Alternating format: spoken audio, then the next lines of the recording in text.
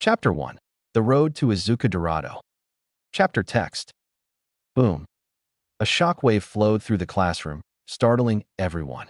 They turned their heads to the source of the noise, the brash, blond boy sitting with his feet up on the desk. Izuku had barely heard the boom before letting out a squeal that rivaled the explosion in decibels. Kachan, you got your quirk. It's so cool you make explosions. That's gonna make you such a cool hero. You're gone. Bakugo looked back at Izuku with a glint of pride in his eye, cutting him off. Of course I did. You damn Deku. Who else but me would get such a cool and powerful quirk?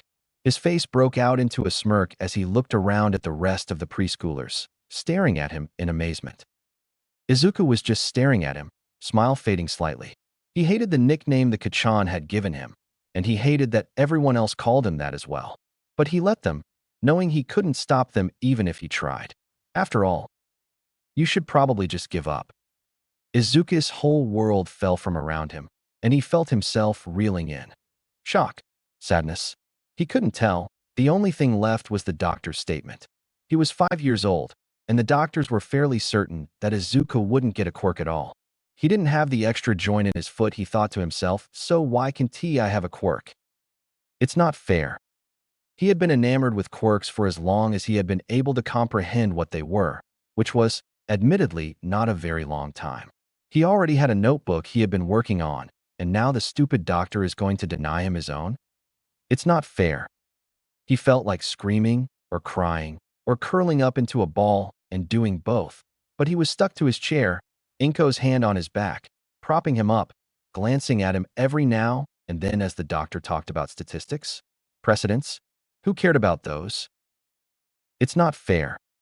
By the time they had gotten home, Izuku was in full-blown sobbing mode, the noise alerting some of their neighbors, including Mitsuki. She came out of her apartment, looking around frantically. Izuku, sweetie. What's wrong? What's the matter, sweetie? She put her hand on his shoulder as she talked to him, trying to get him to look at her. It's not fair. Mitsuki took a step back at the sound of his voice, her gut twisting. The sound of Izuku's broken voice, his sobbing has now brought out both of the Bakugo parents, which started as just a hand on his shoulder and devolved into a giant group hug. He's not going to get a quirk. Mitsuki's head snapped up at this, looking at Inko. It was late at night now, and Izuku had gone to bed a while ago, and the sobbing had ended, so they knew he was asleep. Mitsuki's heart nearly broke then and there. She knew how much Izuku loved quirks. From his mum's admittedly weak quirk to All Might's near-god status. She knew that he had theorized on what his quirk would be, but now, life had dealt him a shitty hand, one that the little cinnamon roll didn't deserve. The Bakugos went back to their own apartment later, and Mitsuki couldn't help but cry for Izuku and hope that the world would treat him right, that the world would fix this mistake, and give the most heroic 5 years old she knew a quirk so he could be a hero. As she laid down in bed, sleep crawling at the edges of her brain, she let out a sigh, pulling the covers up over her. She stared at the roof, willing herself to stop crying. She needed to sleep, but only one thought stayed with her. It's not fair. He was about 6 when he first noticed things happening. It started with people having trouble with their quirks. For the emitters and transformation quirk, their quirk was harder to activate, and for the mutation quirks, muscle pains were a common occurrence. It all climaxed on a day after school had finished. He was the target of another one of Kachan's bouts of anger, his powerful quirk knocking Izuku to the ground. Or at least, that's what Izuku expected. Kachan's palm smacked into his chest, and there was silence, no shockwave, no explosion. Looking up at Kachan through his tears, he could see that Kachan was as confused as he was. His 2 friends in the back were also confused, wings and fingers retracting quickly, the flying one smacking the ground. Bakugo, I can use my quirk, yelled the usually winged boy. Why can I use my quirk? Bakugo looked at Izuku with a harsh expression before recoiling slightly at the sight of him. He was sitting on the ground crying. That had stayed the same, but he had changed. In a split second, he had looked away, and Izuku's hair had turned a golden blonde and was staring at him with golden eyes. Huh. Pathetic little Deku got himself a quirk, eh? He sneered, staring at the boy. Doesn't matter at all, Deku. You're still a useless runt. He turned his back and walked away, motioning for his lackeys to follow.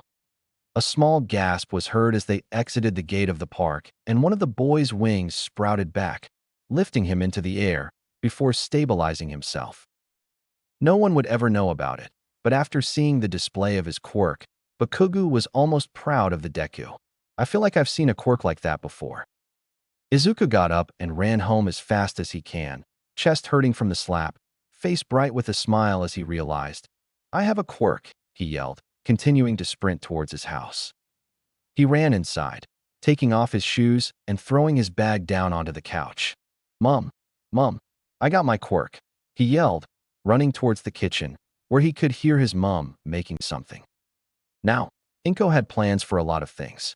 She had plans laying out the warpath she would go on when she finally got Izuku to tell her who was bullying him. She had plans for the days where his boundless joy finally crashed, leaving him sobbing, crying about how it wasn't fair. What she didn't have plans for was for her son to come running into the house yelling about quirks, only for her to see his hair a dark blonde, his smile lighting up the room. She yelped at the sight, Izuku looking at her confused and a little hurt. Izuku, she asked warily. She had heard of people with shape-shifting quirks, and after her encounter with a concerning young woman, she was very wary of them. "What did I say to you before you left for school this morning?" Izuku looked back at her, confusion now the only thing on his face. "You told me to be good to my teachers, and," with a much smaller voice, a blush forming on his cheeks, "that you loved me." She let go of the breath she hadn't realized she had been holding and looked at him with a stern expression. "Izuku Midoriya, you will explain why you dyed your hair, or so hell dash." The sentence died down in her throat as Izuku looked at her with such a bewildered face that she realized he was saying something about a quirk. Maybe I should hear him. "Dyed my hair. I didn't dye my hair." Izuku ran away from his mother, towards the bathroom, and yelped at his reflection. For the last 6 years, he had been greeted by his broccoli-like hair and his emerald eyes, and he had gotten used to it.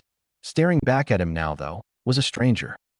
With blonde hair slightly darker than Kachan's and yellow eyes, he wondered if he had been hit with a color swap quirk. Inko reached the door just after his yelp, realizing that he had no clue what she was talking about. He looked up at her, worried. "Mom, what happened to my face?" Inko was starting to worry too. She ran to her room and grabbed her purse, yelling back at the bathroom, "Izuku, sweetie, I need you to get ready to go to the doctor's, okay?" While he was confused and a little scared, Izuku followed his mother's request and put his shoes back on, his worry ebbing away as he put on his favorite shoes, the one gift he had ever gotten from his best friend before things became different. He ran into his room, walls, cupboards, and desk absolutely covered with All Might merchandise, with the occasional cameo from the rest of the top 10, as well as some of Izuku's personal favorites. His prized piece, a Lego set of All Might vs. Vacuum, a man whose quirk allowed him to control the oxygen around him, with clear blocks making it look like All Might be jumping down towards Vacuum, fist ready to strike. He had actions figures of most of the top number 10, excluding Wash and Endeavor, two heroes that he either didn't really like or just downright scared him. He grabbed his jacket, a Silver Age All Might hoodie, and walked back to the front door, seeing his mom waiting for him. Inko looked over him again and quickly ushered him towards the car. They drove in silence, each of them worrying for different reasons. Inko was worried what other changes could have happened alongside this aesthetic one, while Izuku worried about how this was causing his mom anguish. They arrived at the clinic, and after filling out a few forms, were ushered into the doctor's office. She looked up as the Midoriyas walked in. "Good afternoon, Ms. Midoriya. My name is Dr. Nanako. A pleasure to meet you." She threw a smile at them, calming Izuku down, who had been visibly shaking, although it wasn't from fear, but excitement. "Now, Izuku, your mother here tells me that you're a possible late bloomer for a quirk. That's fantastic." She held the smile up as she talked. "Now, Izuku, my quirk is called Analysis, where I can know someone's quirk by touching their forehead. Do you mind if I use it on you?" Inko looked down at her son and gasped. She hadn't even brought his notebook with her in her purse, and suddenly he just had it. He was already writing down notes in his messy, 6-year-old scrawl, but Inko could see at the top of the page the word analysis. "Well, doctor, looks like you sparked his interest," Inko sighed. She knew he would be in this state for at least the next few minutes, so she gave Dr. Nanako permission to use her quirk. She pressed her palm onto Izuku's forehead and closed her eyes. She let out an odd hum and adjusted her hand, a confused look now popping onto her face. Mrs. Midoriya, I can't sense a quirk in your boy at all. Are you sure he did something out of the ordinary? She looked over to Inko, noticing that Izuku wasn't even listening anymore. He was muttering up a storm and scribbling notes down into his book. Are you sure, doctor? He had green hair and eyes just this morning. This has to be a quirk. Here, I'll show you a picture of him. She put her hand out towards her phone, attempting to pull it towards her with her quirk, but it didn't budge. She tried again, harder, and her phone seemed to wobble but didn't move. Sorry, she mumbled, reaching down and grabbing her phone. The doctor's eyes lit up at the sight, a new theory rising in her head. Mrs. Midoriya, do you mind if I use my quirk on you? She said, flashing her comforting smile again. Inko looked at her confused. But I know what my quirk is. I have weak telekinesis. Dr. Nanako smiled. Just, please, Mrs. Midoriya, I have a theory. Inko looked over and agreed. Nanako placed her hand onto Inko's forehead and focused, and got nothing. My quirk is saying you're quirkless as well. Now, experiment time, she's saying, seemingly happy for the challenge. Izuku, could you please step outside? I'd like to talk to your mother. Izuku was pulled out of his mutterfest, looking up at Nanako and blushed, scurrying outside of the room. Nanako kept her hand on Inko's head throughout this, and when he got about 6 feet away, she yelped as suddenly, there was her quirk. She had Inko, and called Izuku back into the room. He stared at her on his way back in, with both a curious and scared look on his face. He sat down on the stool, and Nanako waited until Inko's hand was on his back again before talking. Who knows how the kid might react to this? Mrs. Midoriya, I think I have an idea of what your son's quirk is. Chapter 2. The Adventures of Tintin, Feet, Izuku. Mrs. Midoriya, I think I have an idea of what your son's quirk is. Nanako grabbed her clipboard and started to write down some notes about what happened. Quirk didn't work while Izuku was in the room. Worked right after he left. Further testing needed. So, he does have a quirk. Inko looked both hopeful and a bit worried. What sort of quirk does he have? Looking over at Izuku, who had the biggest grin on his face, and smiled. Are you familiar with the pro hero Eraserhead? Inko, not the biggest hero fan, looked at Izuku, expecting him to know. She was shocked then when she saw that even Izuku, the hero Uber fan, was confused at the name. No, sorry doctor, what about him? Inko was genuinely curious at this point, due to both the doctor's strange behavior and the fact that she name-dropped a pro hero. That's fine, not many people are familiar with him. Eraserhead is a pro hero, but he is an underground hero. Most people will never meet him, and he avoids the press like a plague. She chuckles lightly at this, seemingly remembering something. His quirk, Erasure, temporarily turns off his opponent's quirk until he blinks. It's a powerful quirk, and if what my initial tests have shown, Izuku has something like that. My quirk is like a hero's. Izuku yelled, startling Inko and Nanako. She smiled at the sight of him so happy. Yes, Izuku, your quirk is similar to a hero's. While Eraserhead's ability is a targeted effect, yours seems to affect the area around you. Think of yourself as an anti-quirk field generator. Izuku squealed, and Nanako had to quickly quiet him down. Izuku, I know you're excited, but I need you to be quiet. We have other doctors and patients attempting to focus. Izuku looked down, blushing, spouting apologies. Now, Izuku, if you could step into the room with me. The room she pointed at was the government-mandated security room that was required for quirk testing/identifying facilities. As she grabbed him, Izuku looked up at Inko, who nodded and ruffled his now golden hair. Go ahead, sweetie. Nanako watched him enter and called for her colleague, a man who had hair made of a jelly-like substance. As he entered the room, his jelly hair morphed into long, bright blue hair. He gasped and looked at Izuku. Izuku, meet Mr. Tanyu. He will be letting us test out your quirk on him. Hopefully, we can make it so you can control your new power. She was a little amazed herself when the hair changed, and was now heavily intrigued. We're going to do a few tests, see if you have any control over things like who is affected, how big the field is, etc. Izuku stood in the metal and cement room, happy beyond belief that he finally had a reason to enter the quirk test room. Okay, Izuku.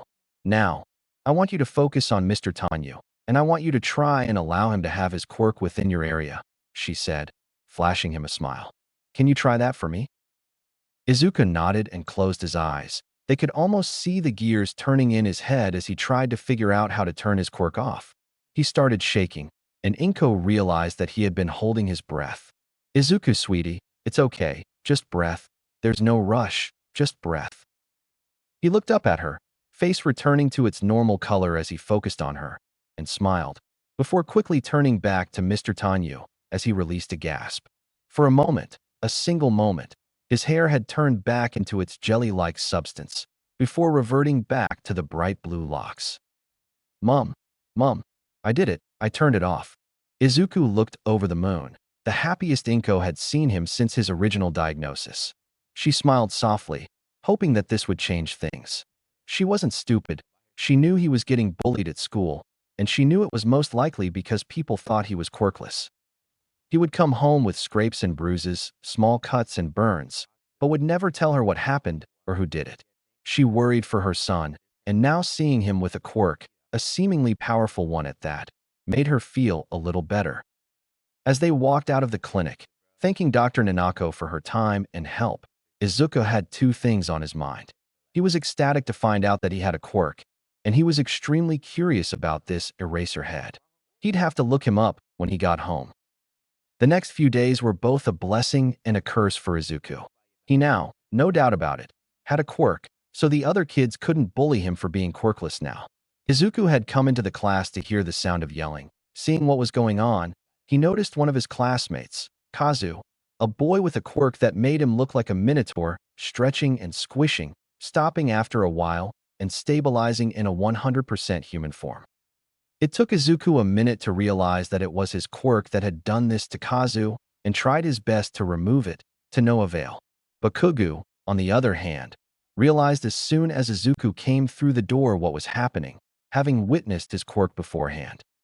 DKU, turn your goddamn quirk off, he yelled, running towards Izuku, palms out ready to blow him away.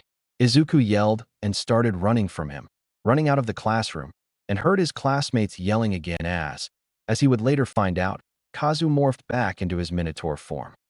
Kachan, please. I didn't mean to do it. I can T-control it yet. Izuku was red-faced and breathing hard. He wasn't used to sprinting for this long, and he was only little. Luckily, Bakugo was quickly stopped by the teachers, who themselves were very confused why their quirks weren't working. Bakugo noticed their confused glances towards each other and started to yell at them. It's all dumb Deka's fault. It's his damn quirk that changed Kazu. Izuku was stopped by one of the teachers as the rest took Bakugo back to the classroom. His teacher was very confused at his new look, as well as the fact that Bakugo seemed to think he had a quirk. Izuku, my boy, is what Bakugo said true? Did you do that to Kazu? Now Mr. Yukon was a smart man. He knew about Izuku, the quirkless boy in year 1, but hadn't had the chance to meet Izuku himself before. Izuku looked at Mr. Yukon, tears starting to fall down his face as words started to rush out of him. Sorry, I didn't mean to do that. I only really got my quirk yesterday. I can really control who gets affected yet. Please don't get me in true dash. Unko stopped his muttering with a firm hand to the shoulder. Young man, I would never get you in trouble for this. It's not your fault. But I think it would be best if your mother came and picked you up today. He looked at the boy, who was still sniffling, with a sad smile. I'll talk to the principal and see if we can sort this all out. Izuku was sitting outside of the principal's office, waiting for his mom, when he heard the familiar sounds of stomping heading his way. DKU, what the hell do you think you're doing? Bakugo stared at him maniacally and pulled his fist back. Why the hell did you do that to Kazu? Izuku flinched at the sight of him winding up for a punch and then went into his explanation. Bakugo, I didn't mean to turn his quirk off. I can really control it at the moment, but I'm trying to. Izuku looked up at him, and Bakugo was astonished to see the determination in his eyes, along with a spark that Bakugo had been trying to put out for years, now brighter than ever before. And my doctor says it's a really cool quirk, and she said that there is a hero who has a quirk like mine. Bakugo snorted, dumb Deku. I call bullshit. No pro hero would have such a coward's quirk, turning people's quirks off. How stupid. Izuku's face fell at this, before sitting upright and yelling back at him. There is. His name is Eraserhead, and if he can be a pro hero, then I can too. Izuku was red-faced out of anger and embarrassment, never having yelled at Bakugo before. Looking at him, he seemed to have sort of a scowl mixed with a smirk, turning and walking away. No one would ever know it, but that day, he found a bit of respect for Deku, finally willing to stand up to me. He was muttering to himself as he walked, outside of Izuku's hearing. Good. Maybe he could make himself a hero, never the top hero. Of course, that's my job. Inko had arrived at the school and was walking through the front door when she heard Izuku yelling, and hearing what he was saying, felt a swell of pride in her chest. She had been waiting for the day that his confidence would return, that he would be able to smile without the smallest doubt about the future. She walked up to him to see Bakugo walking away, a smile on his face, muttering to himself. I guess it's contagious. She laughed at the thought, alerting Izuku to her presence. Hi Mom, he practically yelled, running at her and tackling her into a hug. Mr. Yukon says I have to go home. I think I hurt one of my classmates. Inko was shocked at first, but could see why. She knew that some of his classmates had mutation-type quirks, and from the testing they did with Dr. Nanako, she could only imagine how the student affected was feeling, having his body morph like that. No, sweetie, don't worry about that. I'm sure you didn't mean to hurt anyone. Inko could see the tears welling in his eyes. Now, it's your first day with a quirk. I would be surprised if there were no accidents. You want to know what happened when I first used my quirk? Izuku's head snapped up to meet her eyes. Yeah, what happened, Mom? What happened? Inko was glad for his obsession with quirks. She knew he was good at analysis already, for a 6-year-old, and it was an easy way to distract him from things. So you know how I can pull small objects, right, sweetie? Well, the first time I used my quirk, I tried to pull a book towards me, and it smacked one of my classmates in the face. He was so confused, and I got into trouble for that. She smiled down at him, and he was laughing. So you see, Izuku, everyone has a rough first time with their quirk. It's nothing to worry about. He was giggling by the end of the story, and Inko knew that he was going to be okay. She knew that the boy from before his first diagnosis was back, and she was already mentally preparing herself for his hero career, cause she knew her son, and she knew he would make an excellent hero. When they arrived back to his house, Izuku ran straight to the computer room, begging Inko to let him on it. She sighed, ready for another 2 hours of All Might saying, I am here, and logged in for him. She nearly gasped as he closed the tab that had been open since the video came out, and instead searched for Eraserhead. He started reading up on everything that the internet had on Eraserhead, and filled almost 7 pages in his notebook about him, the closest to All Might's analysis at 9.5 pages. Most heroes had 2 to 4 pages. She smiled at the sight and went to start cooking dinner. It's totally a Katsudon night. The next day was a little better. His classmates were told about his quirk, and while there was outrage that Deku of all people was making it so none of them could use their quirks, Bakugo quickly shut them up. HEY extras, you know you're not allowed to use your quirks at school anyway. So Deku here is doing you all a favor and making it so it's literally impossible to break that rule. Not his fault, he can control it. Dumbass only got it 2 days ago. Izuku was gobsmacked. Had Kachan just stood up for Izuku? Surely not. I'm dreaming. Or I went into a coma after Kachan hit me in the park. Surely this can be happening, right? He pinched himself quickly to see if he woke up, and had to suppress a squeal after he didn't. Kachan stood up for me. Maybe things are going to get better. Izuku was right, sort of. His relationship with Kachan improved a lot that week, and while he still called him Deku, he was nicer overall. Izuku wondered if his quirk had a mental impact on his anger. His classmates were furious with him, and he acquired a new person who seemed to think that someone had to fill the spot Kachan had apparently left. His name was Izuku, and he hated the fact that he couldn't use his flashy quirk anymore. It was similar to Kachan's, if a little more focused. He could fire plasma-like beams from his hands, like the ones from those apocalypse games a few hundred years ago. His first encounter with Izuku was while he was walking home. Hey off switch. The nickname was accompanied by a shove to the back, sending Izuku sprawling across the ground. Izuku was 8 years old and was much bigger than Izuku. You must think you're so much better than everyone, shutting off everyone's quirks like that. He pulled back his leg to kick him, and Izuku shut his eyes. The kick never came. Standing above him was another boy, staring Isai down, hand on his shoulder. Now, dude, come on. That's not cool. You can just hurt people like that, man. The stranger had a nonchalant tone as if he did this all the time. Oh, yeah. Tintin, what you gonna do about it? Isai turned away from Izuku and lunged at the other boy, who promptly took the punch right in the face with a small shout. He got up, very confused, looking at his hands. It took him a second, but Izuku recognized the look. You don't have your quirk right now? I'm sorry. The boy looked at Izuku and nodded. Thanks for the heads up, dude, flashing Izuku a smile that rivaled All Might's.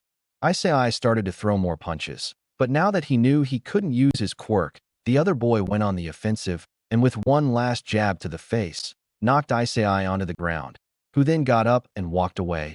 And before he left hearing range, the boy who helped Izuku did a bodybuilder pose and yelled, "Power!" Isai looked back, his face curled into a snarl, before shoving his hands in his pockets and storming off. Izuku looked up at the boy, who admittedly did look a little like Tintin. Thank you so much. I thought he was going to hurt me for sure. The boy looked back at him, after making sure that Isai had actually left. That's all good, dude. I couldn't just stand by and let him hurt you now, could I? At this, Izuku's eyes lit up. Wow, you're just like a hero. Hi. My name is Izuku, what's yours? The boy laughed. Thanks, dude. My name is Mirio. Nice to meet ya. Say, how did you know that I couldn't use my quirk? Izuku froze. Well, this is it, he thought. After hearing I shut down his quirk, he'll probably get mad like Isai did.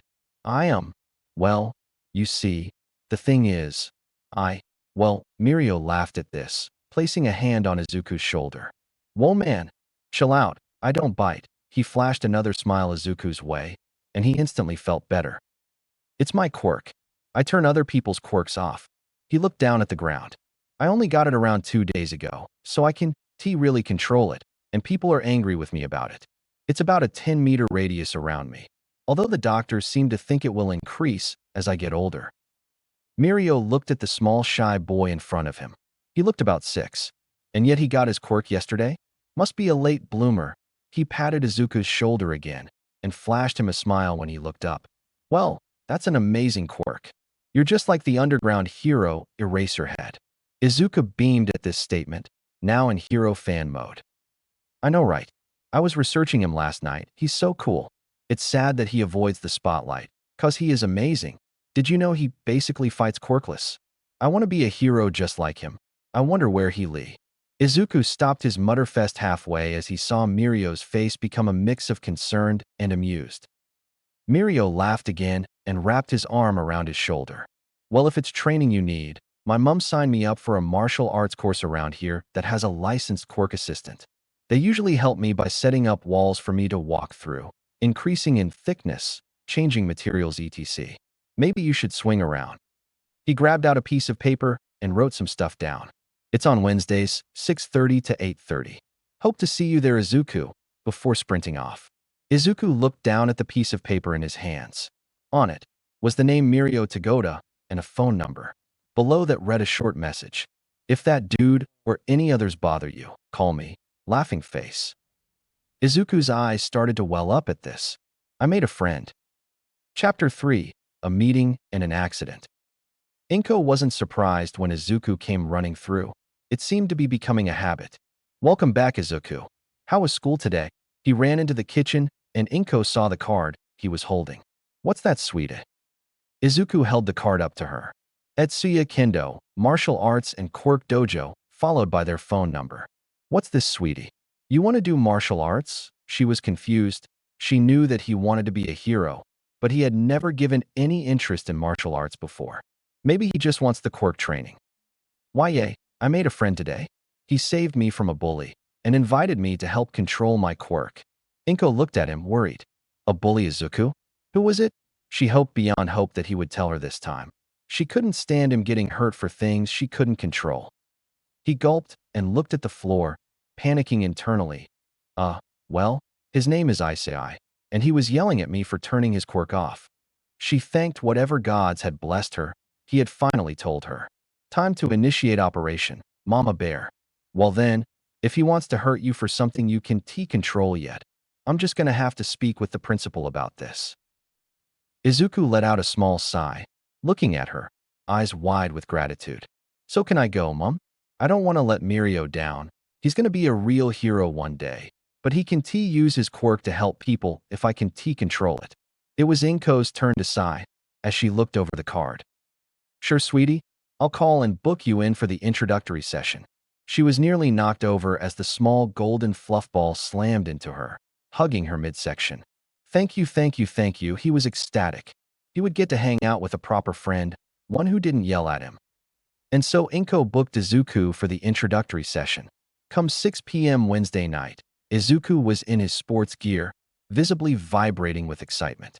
Mum, come on. We're gonna be late. See him when. He was bouncing up and down, and Inko was starting to think that this might be a good outlet for all his energy. They hopped into the car and arrived shortly at the dojo.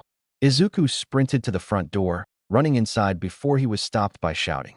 He looked over at where the students were warming up and saw a boy with a bird head yelling as it morphed into a regular head with black hair.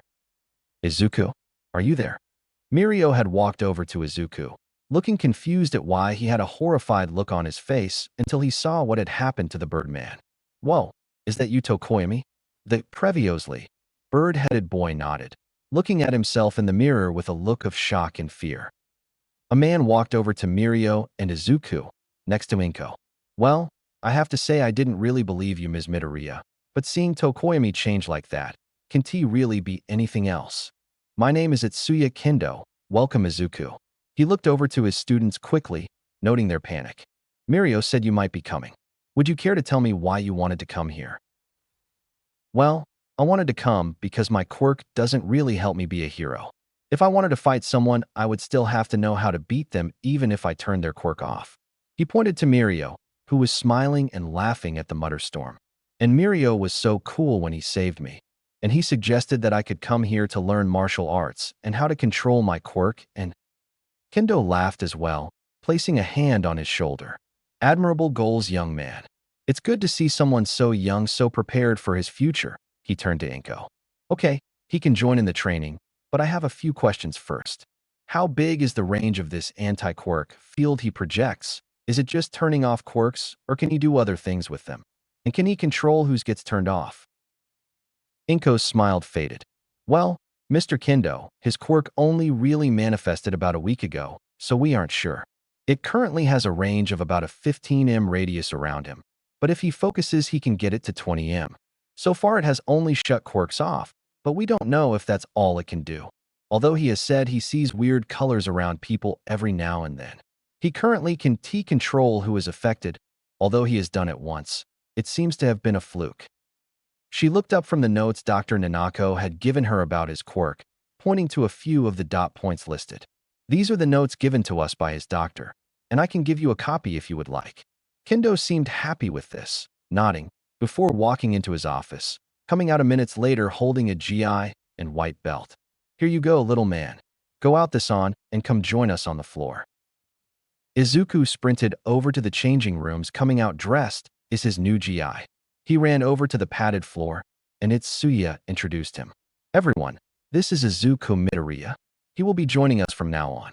His quirk is the reason yours aren't working, and also why Tokoyami has. Well, I'm not really sure what he did. Anyway, he is here to learn just like the rest of you, so please be nice. The more he can focus, the quicker you all get your quirks back.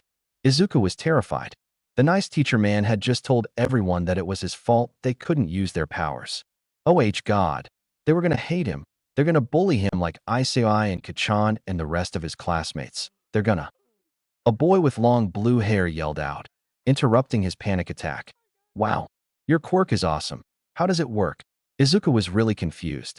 A boy with pure blue hair spoke up as well. Dude, that's such a cool power. Izuku didn't know what to say. Did they like his quirk? Tokoyami looks cool as a normal dude. They liked his quirk, he was shocked. He hadn't had it for very long, but he had already figured out that most people hated not having their quirk. That's a very impressive quirk, Midoriya, a young girl with a big black ponytail stated, again snapping him out of his overthinking. My name is Momo. Master said you couldn't control it yet. Why not? Izuku was worried again now. God, this class is going to be a roller coaster, he thought inwardly. I only got it about a week ago, so I haven't really learned how to use it properly yet. I'm sorry for turning your quirks off. He looked at the ground sheepishly. Midoriya. He looked up to see Tokoyami right in front of him. Do not worry about it. I am actually kind of enjoying the feeling of hair. He smiled at the boy and started to giggle. You look kinda cool with a bird head though. Kendo looked at his group with pride and smiled. He knew he had a good group of kids, but to not even get angry at having their quirks removed, he felt like a super proud dad. And so that was his new routine for the next 4 years. He would go to his martial arts training, which became more frequent as he started learning more and more types after Itsuya suggested. He learned to use things like a bow staff, as well as basic sword fighting and basic archery. He wanted Izuku to be multi-talented, especially if he wanted to be a hero, but he knew that no child could keep up with a super intense schedule.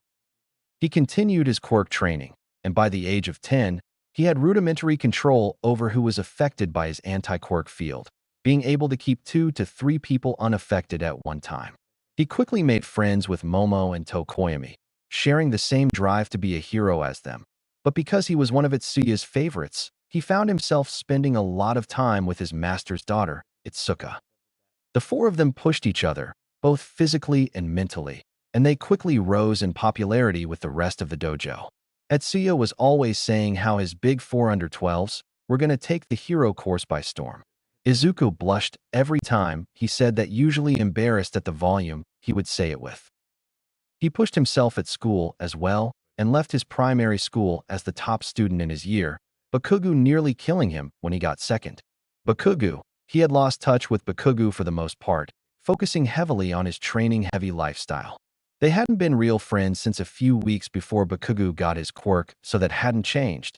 But the animosity, the hatred towards Izuku was gone, and Bakugo just left him alone. He continued to train with Mirio, and eventually his 2 friends, Nagire and Tamaki, the 12-year-olds agreeing with Mirio on how cool Izuku's quirk was. They were glad to get extra training, all 4 of them aiming for UA's hero course. All Might went there, so it has to be the best. Izuku could be quoted near daily, his adoration for All Might apparent, second only to his very favorite hero. He knew how his favorite worked. He stuck to the shadows, avoided the public, defended in near secret, and how much he hated the press. That's why Izuku always said that All Might was his favorite hero. It was believable, and Izuku knew that the fewer people know about Eraserhead, the better he could work. After a little digging, he found that Eraserhead was a UA alumni as well, further fueling his dream to attend the hero course. He would get into UA, he would become a pro hero, and he would work as hard as he could until he could meet his ultimate idol, Eraserhead. Help, someone help. It was a bright sunny day, and Toshinori Yagi sighed as he finished buying groceries. He was in his civilian form, as he had to be nowadays for at least 3.5 hours a day. He looked over to the explosion and the scream and saw a large pile of sludge. It was moving down the street, and Yagi could see that it was holding a cash register and a brown bag, spilling money. He could hear the civilians on the street muttering between themselves. Woe, is that a villain? Man, he must be stupid, attacking a store in broad daylight like this. There's going to be a hero here in minutes. Yagi looked around to check that there was no one watching him and inflated into his hero form. Never fear, citizens, he announced in his cheerful voice, for I am here. He jumped after the sludge villain, who had noticed his announcement, and dived down a manhole. Izuku had just gotten out of class, Bakugo giving him death glares as the teacher announced that Izuku would be taking the UA entrance exam as well. He was 17 now, just finishing high school, and looked back at the last couple of years, smiling at his progress. He started to walk towards the arcade, where he was meeting up with Itsuka and Momo. He had practically mastered his quirk, and not to toot his own horn or anything, but it was a really damn good one, and had been able to make his field basically keep the on switch on at all times, only turning quirks off as he needed. Bakugo was the happiest he had been in a while the day Izuku had mastered it, and Izuku still wasn't sure he heard what followed right. Nice job, Deku. Maybe you will be a hero. The range of his quirk has exploded as his age and physical strength increased. As he was able to affect the quirks of anyone within a maximum of 100 m radius of him, a number that had even him astounded, although he could make the field smaller if he wanted to. And that wasn't all his abilities could do. A little bit after his 11th birthday, she showed him one of his dad's old quirk analysis books. I know Mom always said that followed after Dad, but I didn't know she meant that so literally. The first 12 pages were a self-analysis, detailing his quirk and his job as a supporting sidekick. Apparently, he had the ability to see the quirk in people, and he described this sight as almost seeing a textured silhouette of the person. He also had the ability to affect the quirks of those around him, getting him quite popular as a sidekick. His name was Booster, and as well as this quirk sight, as he called it, he had the ability to either enhance or nullify the quirks of anyone he touched for around 10 minutes. When in a boosted state, the quirks of those he touched went into overdrive, acting with more power, faster, and requiring less energy on the user's part. Izuku knew he had gotten the nullification part of the quirk, given an area of effect most likely because of his mother's quirk, but was wondering if he had gotten the quirk sight and booster parts when the quirk was passed down, and after a few training sessions with Mirio and the gang, he was delighted to see that, through training, he was able to make it so he could have this quirk sight as a background activity. The booster component of the quirk was harder. He was able to do it, but for now, it took way too much of his stamina to keep it up for very long. It did get easier as he trained it more, but he could only boost someone for about 3 minutes before falling unconscious. He knew that he had to practice this, as it was an amazing ability, but it took a lot out of him. His dad had tried to keep the other part of his quirk a secret, much like Eraserhead does, as his opponents knowing that he could turn off their quirk for 10 minutes with a touch would lead to more long-range encounters. He was a respectable rank in his martial art, around 46th in the country, and went to every tournament his best friend, Momo, 11th in the country, participated in to cheer her on. Tokoyami had quit after an accident with Dark Shadow on one of Izuku's sick days had left him and another student injured, and Izuku hadn't seen him since.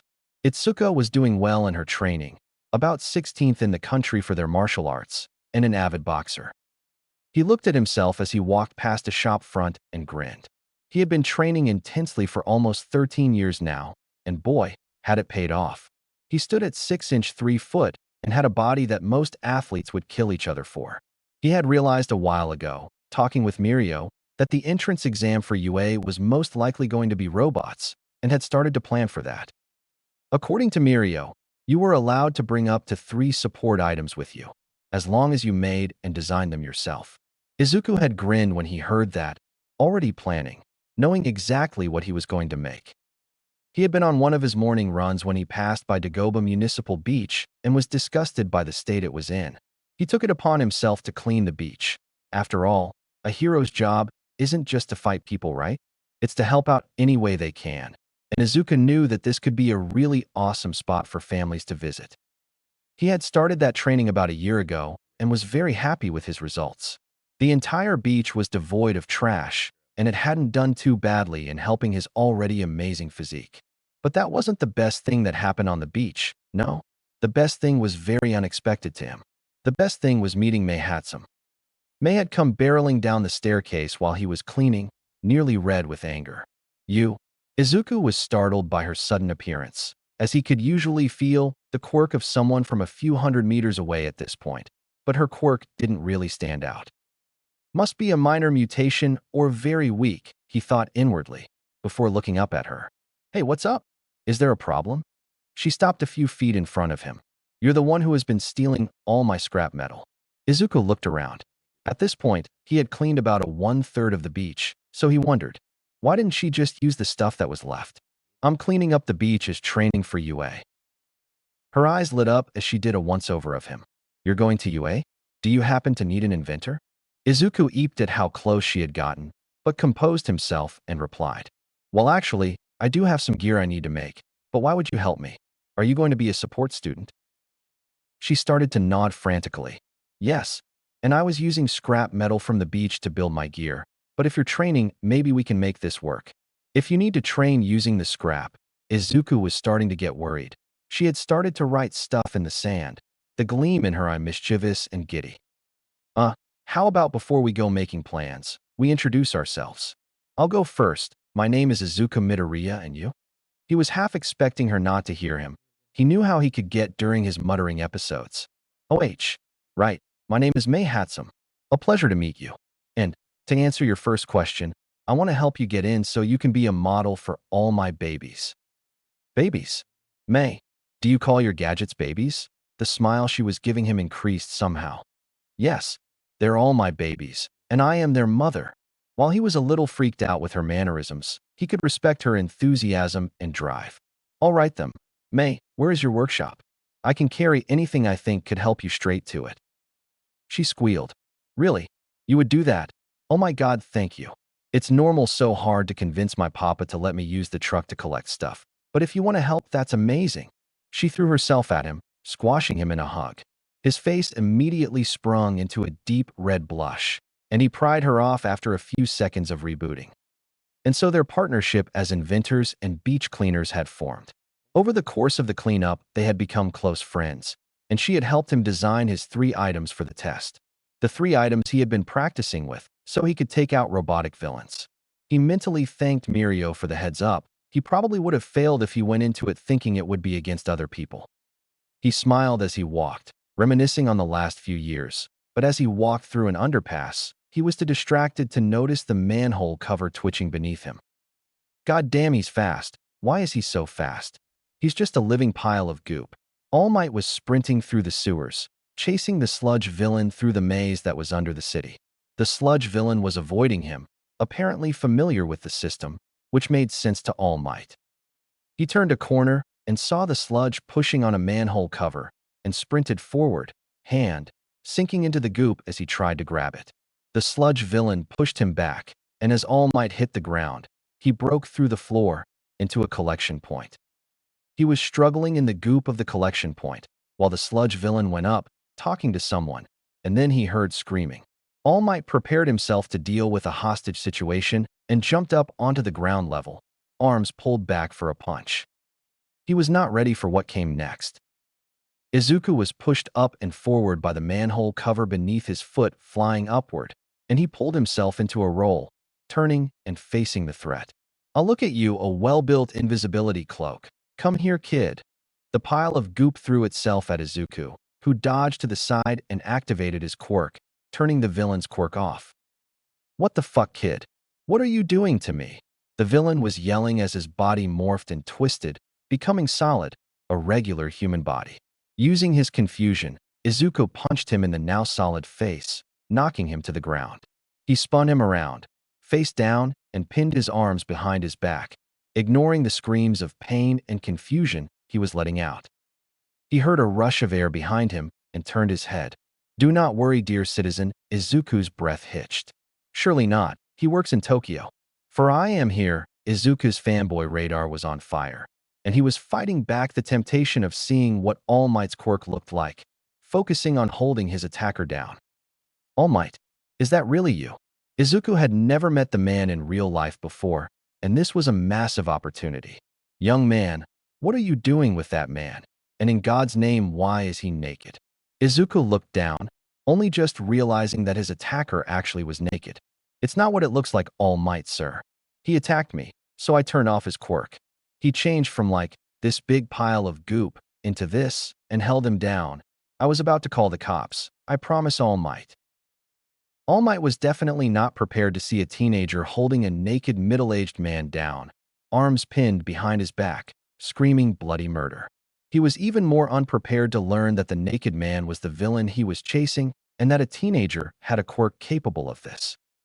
Young man, I know you must be frightened, but if what you say is true, I need you to turn your quirk off. I highly doubt you're a licensed pro at your age. The boy looked at him. All Might, sir. He called me an invisibility cloak. I think he was trying to get inside me to control my body. All Might shuddered slightly.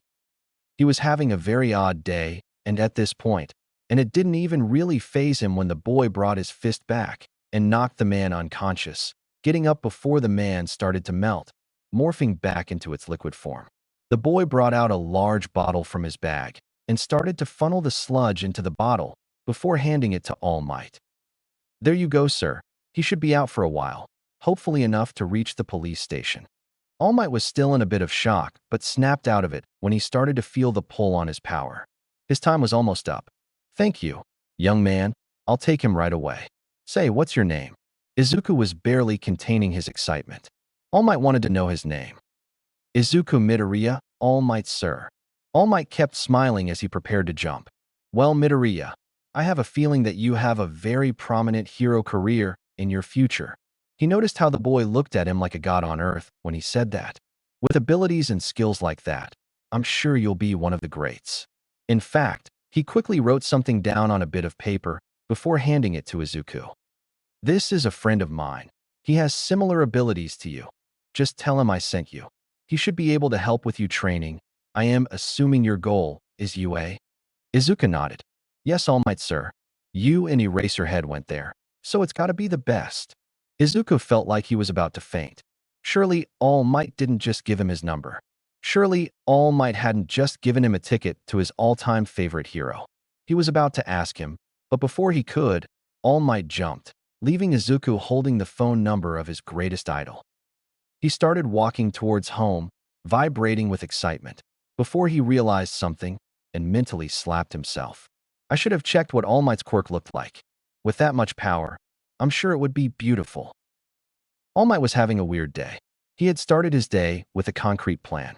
Go get his groceries, go home, and have a rest day. He got one out of the three, which was all right in his mind. He was the symbol of peace. After all, it's more important for him to keep the people safe than it was to have a day off. What he got instead of a day off was one of the weirdest meetings of his life. A teenager that was able to almost instantly take out a villain that he was chasing. Then, for some reason, he had given the kid he met 5 minutes beforehand the phone number of a hero who had a penchant for expelling students. What was I thinking?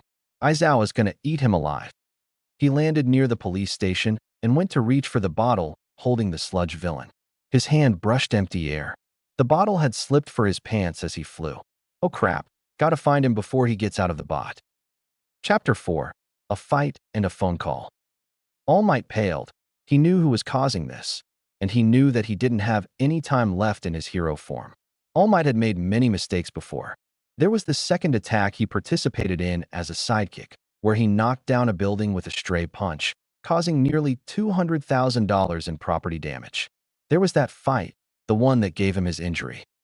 The injury that had led to his rapid decline in the time that he was able to be All Might. The injury that now stabbed into his side as he sprinted towards the street, explosions sounding every few seconds. He reached the large group of people that had gathered at the end of the street. He paled at the sight of the street. It was a hellscape. Fire burning everywhere. Explosions going off from the large blob of goo in the center, surrounding a young boy, holding him hostage. He cursed the injury to his side. He cursed his godforsaken time limit. He cursed it for stopping him from saving the young man being held hostage by the villain that he dropped. The symbol of peace. Unable to stop someone taking a life because he dropped a bottle. "I'm pathetic. How can I call myself a hero?" Toshinori Yagi gripped the pole he was leaning against. "How can I call myself the #1 hero?" He started to mentally kick himself. If he had just been better, if he had just be. Kachan. Toshinori cursed. He knew that voice. He knew what was about to happen. He looked over to the left of the crows and shouted when he saw the boy from earlier push past Kemui Woods, sprinting towards the monster. He watched as a fight broke out between the pro-heroes if they should go and get him, but they seemed shaken by the villain morphing into a naked man to decide quick enough. Pathetic, can T help one boy? Relying on children to do what I should have the second I got here. He pushed the pain to the back of his mind, buffing up out of sight of the crowd. "Do not worry, young Midoriya, for I am here." Izuku had just met All Might, and he had given him Eraserhead's phone number. He wasn't freaking out, totally not freaking out. Him basically vibrating with excitement didn't mean he was freaking out. Totally didn't mean anything. He was jogging back towards his house when he heard the explosions. Another villain attack. I wonder if All Might will show up again. Ever the hero fan, he sprinted towards the explosions. He could feel the heroes before he saw them. He could see the Quirks of Kamui Woods. He had seen his a few times before, a literal forest filled control and growth. And he could see Death Arms, the concrete wall ready to harden as his fists collide. MT Lady was, to Izuku, gave off the concept of one of those grow and shrink rays they had on TV sci-fi shows. I wonder if May and I could build one. Backdraft was like a boat in the sea, in control of its direction. He was pulled out of his thoughts as he got closer, and his heart felt like it could stop. He knew the two Quirks in the middle of the street. One he had been acquainted with since he was able to see them, and one he had seen again only minutes before. He pushed his way to the front of the crowd, praying it wasn't him, praying that his Quirk sight had messed up, but he knew. He reached the front of the crowd and saw him. The sludge villain from earlier, holding his friend. Were they friends? Kachan had left him alone after he got his Quirk. He wasn't sure anymore. Hostage. Kachan. He was moving before he could think, sliding past the confused pros whose Quirks had just been shut off. You? God damn it, kid, why did it have to be you? The sludge villain had started to solidify again, but this time he was prepared. He threw Kachan to the side, flying over some debris and smacking into his head onto some rubble, knocking him unconscious. The villain straightened himself, already getting into a classical martial arts stance. I just have to kill you instead, kid. This is the scene that the news would be playing for the next week, minimum. The previously, sludge villain threw a punch at Izuku, and he realized that he had no actual training. He dodged out of the way of the punch, attempting to throw one of his own, before stepping in a bit of the fire, hesitating at it burned his calf. The villain took this opportunity, punching him in the face, knocking Izuku off his feet. As he hit the ground, he did a backwards roll, standing up straight. Villain, stand down. You're quirkless while I am here. You can escape. He didn't yell it, as he knew he had cameras on him, and he probably shouldn't ruin his chances at being an underground hero like Eraserhead before he even got into UA, right? A very sleep-deprived man sneezed on his way to his couch, and flicking the TV on, was very intrigued by what he saw. You fucking brat. I'll kill you, quirkless or not. The man ran at him again, and Izuku prepared himself. The man had surprisingly good control of what was essentially a new body. Izuku wondered if he had been born goop, or had he melted at the age of 4. As a fist slammed into his gut, he realized that there were more important things right now. He grabbed his wrist as the villain tried to pull it back, twisting it, hearing something snap. The man yelled and ran a few feet back. You shitty fucking kid. I'll tear you limb from limb. He ran at Izuku, who sidestepped him, elbowing him in the back, but before he could take him to the ground, the villain rolled to the side, avoiding a punch to his forehead. Slamming his fist into the ground where his face had been, Izuku heard one of his fingers snap. Shit, I broke my finger. I need to finish this quickly. He dodged out of the way of another punch, sweeping the villain legs from under him, but yelped as he was pulled down with him. On the ground, the villain pounced, landing on top of him and punching his gut, winding Izuku. Izuku tried to pry the man off, but he punched him in the face again, and Izuku was starting to get dizzy. He was starting to lose focus, and he knew his quirk was about to slip. Izuku, on the outside, was calm, but on the inside, well, on the inside Izuku was furious. He knew that it was a bit jarring to see people morph like that, but for Christ's sake, why has no hero come in to help me ye dash? Almost as soon as he had the thought, his quirk sense picked up on one of the most amazing sights in his life. He pushed the villain off him as he was distracted by the new arrival, and stepped back from him as All Might slammed into the ground in front of him. Why if it isn't young Midoriya? My apologies, my boy. I was a bit tied up. Thank you for helping out. But you can go now because I am here. Izuku had stopped listening. He was enamored at the sight of All Might's quirk. Raw, uncontrolled power, 8 swirling storms of pure energy flowing through All Might's body. Izuku had never seen anything like it before. He had never heard anything like it before. Wait, heard his quirk. OH, shit guys, did you hear the kid? Yeah man, did he just say he could hear us? Holy crap dude. Not even All Might can hear us. We've been trying for years. Okay, kid, I know you want to be a hero. What else would you want to be? Jumping in all stupid like that. And we will explain later, but for now, please just go back to the crowd, okay? Izuku definitely had this day checked under weirdest ever. All he wanted to do was get back to his house. And he had been attacked, met All Might, tried to save Kachan, saw All Might's Quirk, which was talking to him. What the actual foo dash? He was knocked out of his panic by a stream of water grabbing his shoulder, pulling him back towards the crowd. He could feel Backdraft's quirk activating due to his loss of focus, and let it happen, allowing himself to be pulled back. "Kid, what the hell do you think you're doing?" was the first thing said to Izuku. All Might had finished dealing with the villain, who was again knocked out cold. He looked over to where Backdraft had grabbed young Midoriya. He had no doubt in his mind, he liked the kid. He was passionate. He had an excellent quirk, and apparently quite handy with martial arts. Maybe Aizawa won't kill him. He pointed to young Midoriya and gave a thumbs up. He saw the boy nod, and the villain lying in front of him melted. "Do not worry, dear citizens. The delinquent has been captured." As the crowd around the area started to cheer, Toshinori already mentally prepared himself to hold his form for an interview. As he walked back to the crowd, hands held high, he saw Kamui Woods attempting to scold young Midoriya, but Midoriya had eyes for no one but All Might. He was muttering and flipping back from staring at the ground to staring at All Might, and it was starting to freak him out. "Officers, please get a large and secure container for our villain friend over here." The police officers in the area started scrambling around, getting the container that All Might asked for, and All Might went through the motions in his various interviews. About halfway through the fourth interview, he noticed young Midoriya skulking off, trying his best to be unseen. He failed, though, and was jumped by a team of reporters who asked him questions about why he jumped in there, what his quirk was, etc. All Might knew how bad interviews could be, and so decided to save the boy. "I am sorry, dear media person, but the young man needs to get home. I'm sure his parents will be worried about him." And so he grabbed Izuku and jumped. He jumped towards the beach, attempting to shake the reporters. Izuku was still a little dazed after his fight, and being 300 m in the air really wasn't helping right now. He wasn't even sure he was in the air. "I probably have a concussion," he thought before he was interrupted. He looked at All Might, who was starting to release steam. The weird voices were going crazy about this. "Guys, he can't land, he can't land. Oh geez, it's game over, man, it's game over." No. God damn it, Toshi.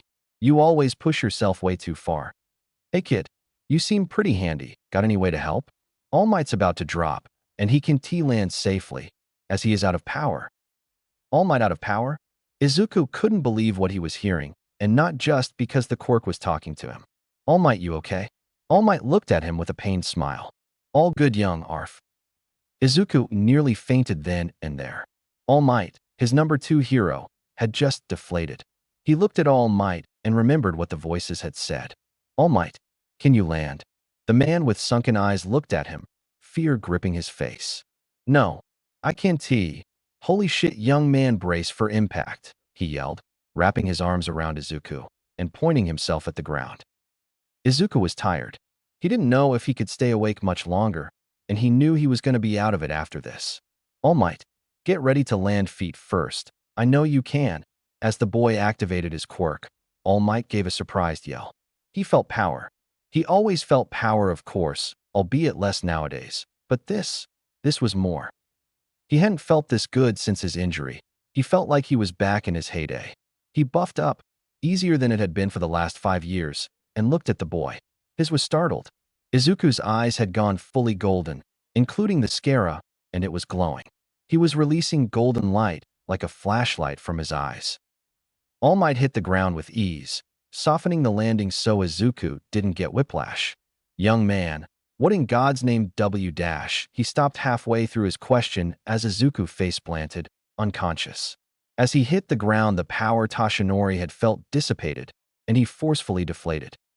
He stared at the boy in front of him, lying on the ground, before grabbing his phone and quickly calling an ambulance, sitting down next to the boy. He thought about the boost of power he had just gotten, what Izuku had done, and what it had done to him. Self-sacrificing, powerful, good moral code. He's definitely a front-runner for it. But I need to get to know him better before I even think about passing it on to him. He got up and greeted the paramedic who arrived and answered questions about who he was, who Izuku was, what happened, etc. The The boy was put into the ambulance and taken to the hospital. His mother was called and Tashinori was psyching himself up for her to find them. He didn't want to be in the way of a mother's warpath. "Where is my son?" Tashinori jumped as a voice silenced all the conversations around the room. The doctors must have guessed who she was as they approached her. "You must be Ms. Midoriya. Please, this is a hospital, so I need you to not yell, okay?" Inko nodded. "All right, Izuku is in room 3C, but he is unconscious, has been since he got in the ambulance. He has a broken ring finger on his right hand, a fractured rib, and a concussion. All of these are minor injuries, so we can figure out why he hasn't woken up." He pulled out a small clipboard and a pen. "Do you know if it has anything to do with his quirk?" Inko nodded. She had an idea of why. Part of his quirk can boost the quirks of others, like his father, but it takes a lot out of him. If he boosted someone when he was already tired, it might put his body into rest mode. She looked over to Tashinori, who was approaching. "Who are you?" She felt like she had seen the man before. He was tall, and that hair and his blue eyes felt familiar. Could it be? No, it couldn't. This man was a twig, not a living diagram of an Olympian athlete. The man introduced himself. "Good evening, Ms. Midoriya. My name is Tashinori Yagi. I am the one who found your son, unconscious near the beach. I called the ambulance as soon as I found him." She gave him a look of thanks, before grabbing the visitors past the doctor was holding and sprinting towards 3C. She burst into the room to see Izuku hooked up to a few machines, but she was just glad to see him safe. She sat down next to him, grabbing his hand, and stayed there for a while, crying softly. Tashinori had arrived a little after Inko, wanting to see how Izuku was doing, but couldn't bring himself to interrupt the moment. "I know you're there, Mr. Yagi. You may come in." She hadn't looked up since he got there. Maybe she could hear him? "Ah, Ms. Midoriya, I'm sorry for intruding. I didn't want to interrupt you with your son." He gave her a small smile. She gave him one back. "That's quite all right, Mr. Yagi dash," he cut her off. "Tashinori.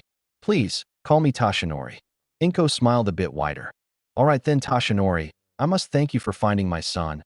I saw him on the news and I was so worried. After All Might grabbed him, I thought he would be fine. But when I find that hero that left Izuku alone, I'm gonna wring his neck." Tashinori gulped. He couldn't explain what All Might did without revealing his biggest secret to a woman he just met. So he didn't. He couldn't give her an explanation. Not yet. "Yes, I myself was quite upset when I discovered All Might left an exhausted child alone. And as an old friend of his, I will be sure to knock some sense into him the next time we meet." He hadn't expected his sentence to surprise Inko, but when she sputtered, he realized that most people have never even met All Might, let alone be close friends. "Would you mind if I tagged along? I would like to give him a piece of my mind personally." Tashinori gulped again. The murderous tone in Inko's voice was so dissimilar to her usual soft tones. "I do not know, Ms. Midoriya. I'll see if I can set up a meeting." Tashinori had faced villains before. Hell, he had faced a quirk-stealing centenarian hell-bent on killing all of the OFA users, but never had he been so scared. Inko stared at him with murder in her eyes. "Thank you, Tashinor." She stopped suddenly as Izuku sat upright quickly, rambling. "All Might, are we safe? Did we land?" Tashinori cursed inwardly. This kid was gonna blow his whole story. "Izuku Midoriya, stop yelling right now." Izuku stopped halfway through his ramble to look at his mom. "Mom, I helped stop a villain. I got rescued by All Might by reporters. Then we—" Inko didn't like how he stared at Tashinori as his sentence drifted off. Tashinori was sweating slightly. He had hoped the kid would have forgotten his deflated form. "All Might. Wait, All-Me dash." Tashinori knew his mother was already angry at him, but he needed to keep his secret safe. Slapping his hand over Izuku's mouth seemed his only option at doing so. "Mr. Yagi? What is my son talking about? You are certainly not All Might." Oh, how he wanted to laugh. She had no idea how wrong she was. And so he told them about what had happened after his jump away from the reporters. He told them about his injury, about his now weakened form that he could only hold for about 3.5 hours a day. And then he talked about why he came with Izuku to the hospital. "Young Midoriya, I must ask, what did do while we were in the air? I was able to go into my muscle form again, and I haven't felt power like what I had up there since before my injury." Izuku was still a little out of it, and so he spoke very slowly. Well, Mr. All Might, sir, it's part of my quirk. I can manipulate the quirks of anyone within a sphere with a 100 m radius around me. I got the manipulation part from my dad, the support hero, booster, and the ranged aspect from my mom, who has telekinesis. Using it, I can turn off quirks like Eraserhead, although mine can stop mutation types for some reason, and I can also increase the strength of the quirks in my field, although it tires me out really fast. He grabbed his notebook out of his bag and flipped through the pages. Although I was already tired, boosting your quirk put a much heavier strain on me than I calculated. I don't know why. I estimated I could do it for about 15 seconds with the energy I had left, but I was out of it after 6 seconds. Fascinating young Midoriya. I feel I made the right choice giving you Eraserhead's number. With his help, you will grow to be an even better hero than you already are. Toshinori rose to his feet and flashed the Midoriya's a smile. I must take my leave now. I thank you for allowing me to stay this long.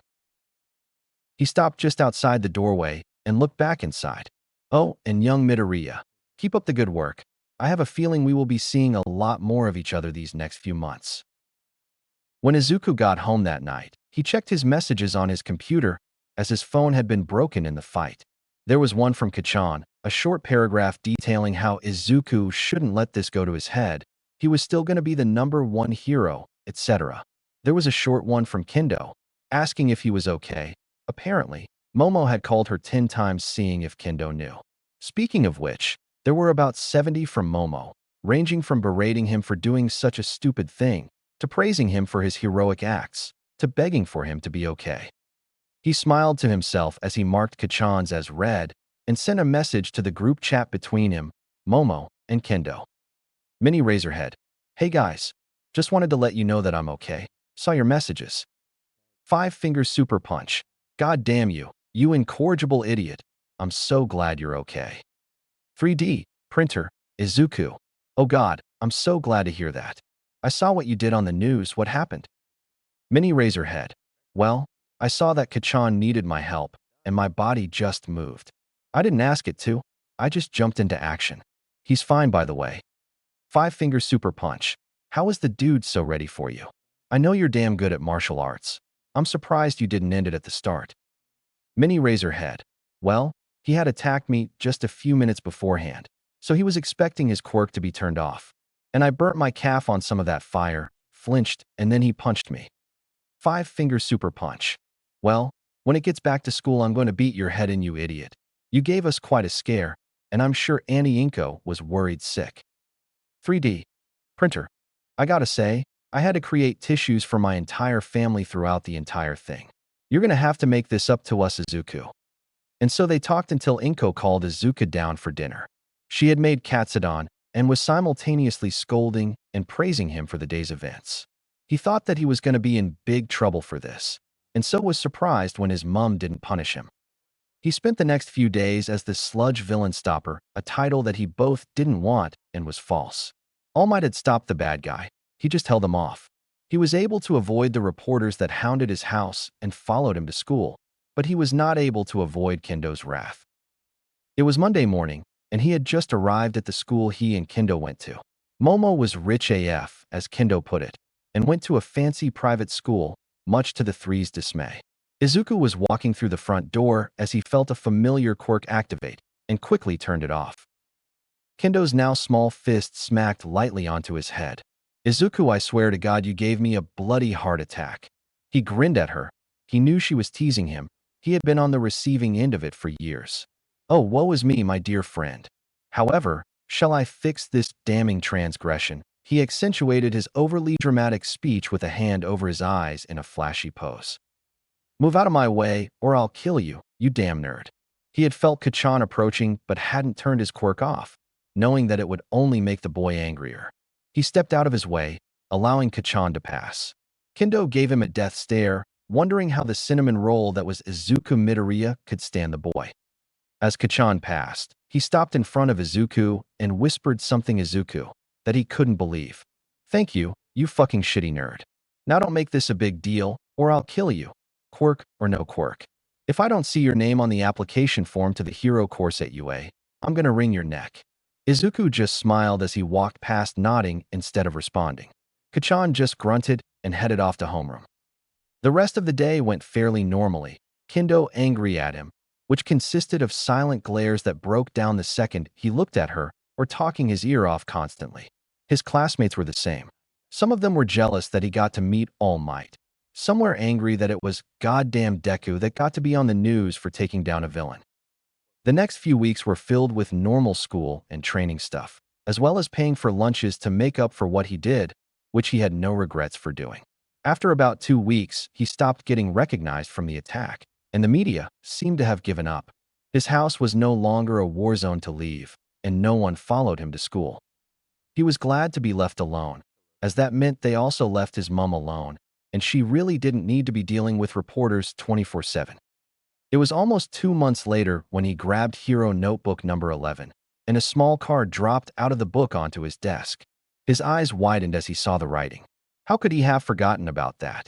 He quickly grabbed his new phone and dialed the number, praying that it still worked. He was giddy with excitement. He was about to talk to the Eraserhead, his number 1 hero, the coolest hero in the war. "Who are you and what do you want?" The voice on the other end of the phone sounded exhausted and grumpy, very grumpy. Good afternoon, sir. My name in Midoriya is Izuku, and I was given your number by All Might, sir." There was a grunt. "That's 1 out of 2, kid. What do you want?" Izuku calmed himself. If he didn't impress Eraserhead here, he might not get the chance ever again. "Eraserhead, sir, I am calling to ask you to help train me. I can pay you if you want, and All Might said that you would be able to help me get even better with my quirk." He heard a small, goddamn blonde idiot before Eraserhead cleared his throat. "Kid, if you're the one All Might told me about, meet me near the beach tomorrow at 5:30 a.m. If you're late, I go home, deal?" Izuku nearly fainted there and then, but responded in his calmest possible voice. "Yes, sir, Eraserhead, sir. I'll be there." Eraserhead grunted. "Good," and then he hung up. Izuku quickly sent a message to the group chat detailing the phone call. They were both super excited for him. He woke up the next morning to his alarm going off at 4:45 and started to get ready. He got into his workout clothes and left the house, heading towards the beach. Chapter 5. Training and Results. Aizawa hated mornings. He knew that most people didn't have his terrible sleep schedules like him, but he still couldn't understand how people could be so chipper so early, like this godforsaken kid in front of him, basically bouncing with excitement. "So, you're Midoriya, Izuku." He kept a straight face, thinking of where he had seen the kid before. He was definitely familiar. The kid had his interest, but there was no way he was going to let him know that. "Yes, sir, Mr. Eraserhead. All Might gave me your number after I was attacked 2 months ago, but I only found the card last night. I'm so glad you're letting me train with you, sir. You're my favorite hero. Even if you don't have much merchandise, I have any that there is." Aizawa was stunned for a moment. He inwardly groaned. "Dear God, All Might sent me a freaking fanboy. I have a fanboy. Why in God's name do I have a fanboy? I try my best to avoid the media, and this is what I get for it." He looked back up at the golden-haired boy, trying to place where he knew him. The boy looked up at him, still mumbling, and Aizawa's breath hitched as he looked into the kid's eyes. "Holy shit. Kid, a few things. 1. Stop that. I need you focused, not just mumbling throughout the training." The boy beamed at this. "And 2. You wouldn't happen to be related to the support hero Booster, would you? You're practically a dead ringer." It was Izuku's turn to be stunned. Most of the people that he knew didn't know who his dad was, except Itsuka and Momo, but Eraserhead did? "Yes, sir, he was my dad." And again, was Aizawa's turn be the stunned one again as he looked up at the sky. "Holy shit, okay, that's it. Hisashi, I will fulfill my promise. I will train your son." He snapped himself out of his stupor and addressed the boy. "All right, kid, I'll train you. With a body like that, I'm going to assume you've been training on your own, so strength shouldn't be an issue for now. We will be focusing on skill and finesse." Izuku was nodding, focused entirely on his hero. He would prove to Eraserhead that he could be a hero too. So they started training. 5:30 a.m. to 7:30 a.m. every day, they were at the beach, sparring, as Eraserhead taught him various fighting styles. Every now and then another hero would show up, much to Izuku's delight, as he filled his notebooks with even more detailed analyses because Eraserhead said it was detrimental to only fight one person, as you can fall into habits that don't work against others. Eraserhead was one of the toughest people Izuku had ever met. He was fast, too fast, and Izuku briefly pondered the possibility of him having a speed quirk as well as erasure, but quickly dismissed it. No one can have multiple quirks. After Izuku questioned him about his speed, Aizawa told him his secret. Most people still think that without a quirk, we have the same types of bodies we did back before quirks started appearing.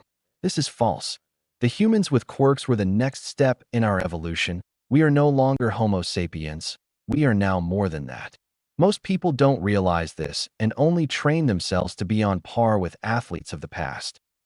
Well, I want you to go further, plus ultra, if you will. My speed and strength are my own. This new step in humanity's evolution has more potential than that of our predecessors. Our muscles can be stronger, slimmer, faster. Our brains can work faster and smarter. Our bodies are more efficient, and we can benefit from this. People just don't realize this and stagnate at an outdated average. I have acquired this speed and strength through rigorous training that you will have to suffer through. By the time of UA's practical exam, I want you to be able to run 50 meters in 3 seconds. Izuku had nearly thrown up there and then. 50 meters in 3 seconds. The most recent non-speed quirk user's record is 5.5. How am I supposed to do that? But he knew that if he wanted to be on par with his hero, he would have to go beyond what he thought was possible, plus ultra. And so the hellish training began. Izuku was fit, the picture of health, but Aizawa was made for this. He outran Izuku. He hit harder than Izuku. He reacted quicker than Izuku and moved faster than he did. But as the training went on, the gap between them shrank. Izuku could see Aizawa's movements now and was even able to get a few hits in, but he needed to be better. He kept up with his normal martial arts, of course, but as he got better because of his training with Aizawa, he quickly started to outperform the other students, to the point where Etsuya had to spar with him personally. Even as a professional, Etsuya had some difficulty with this new Izuku. And this was the schedule for the next 10 months, in preparation for UA's Hero Course exam. Izuku had his support items, given the seal of approval from Mei, and he had his training and his brain, and he was going to crush these tests. The day of the exam has arrived. Izuku has arrived at UA with Itsuka, determined to kick ass during these trials.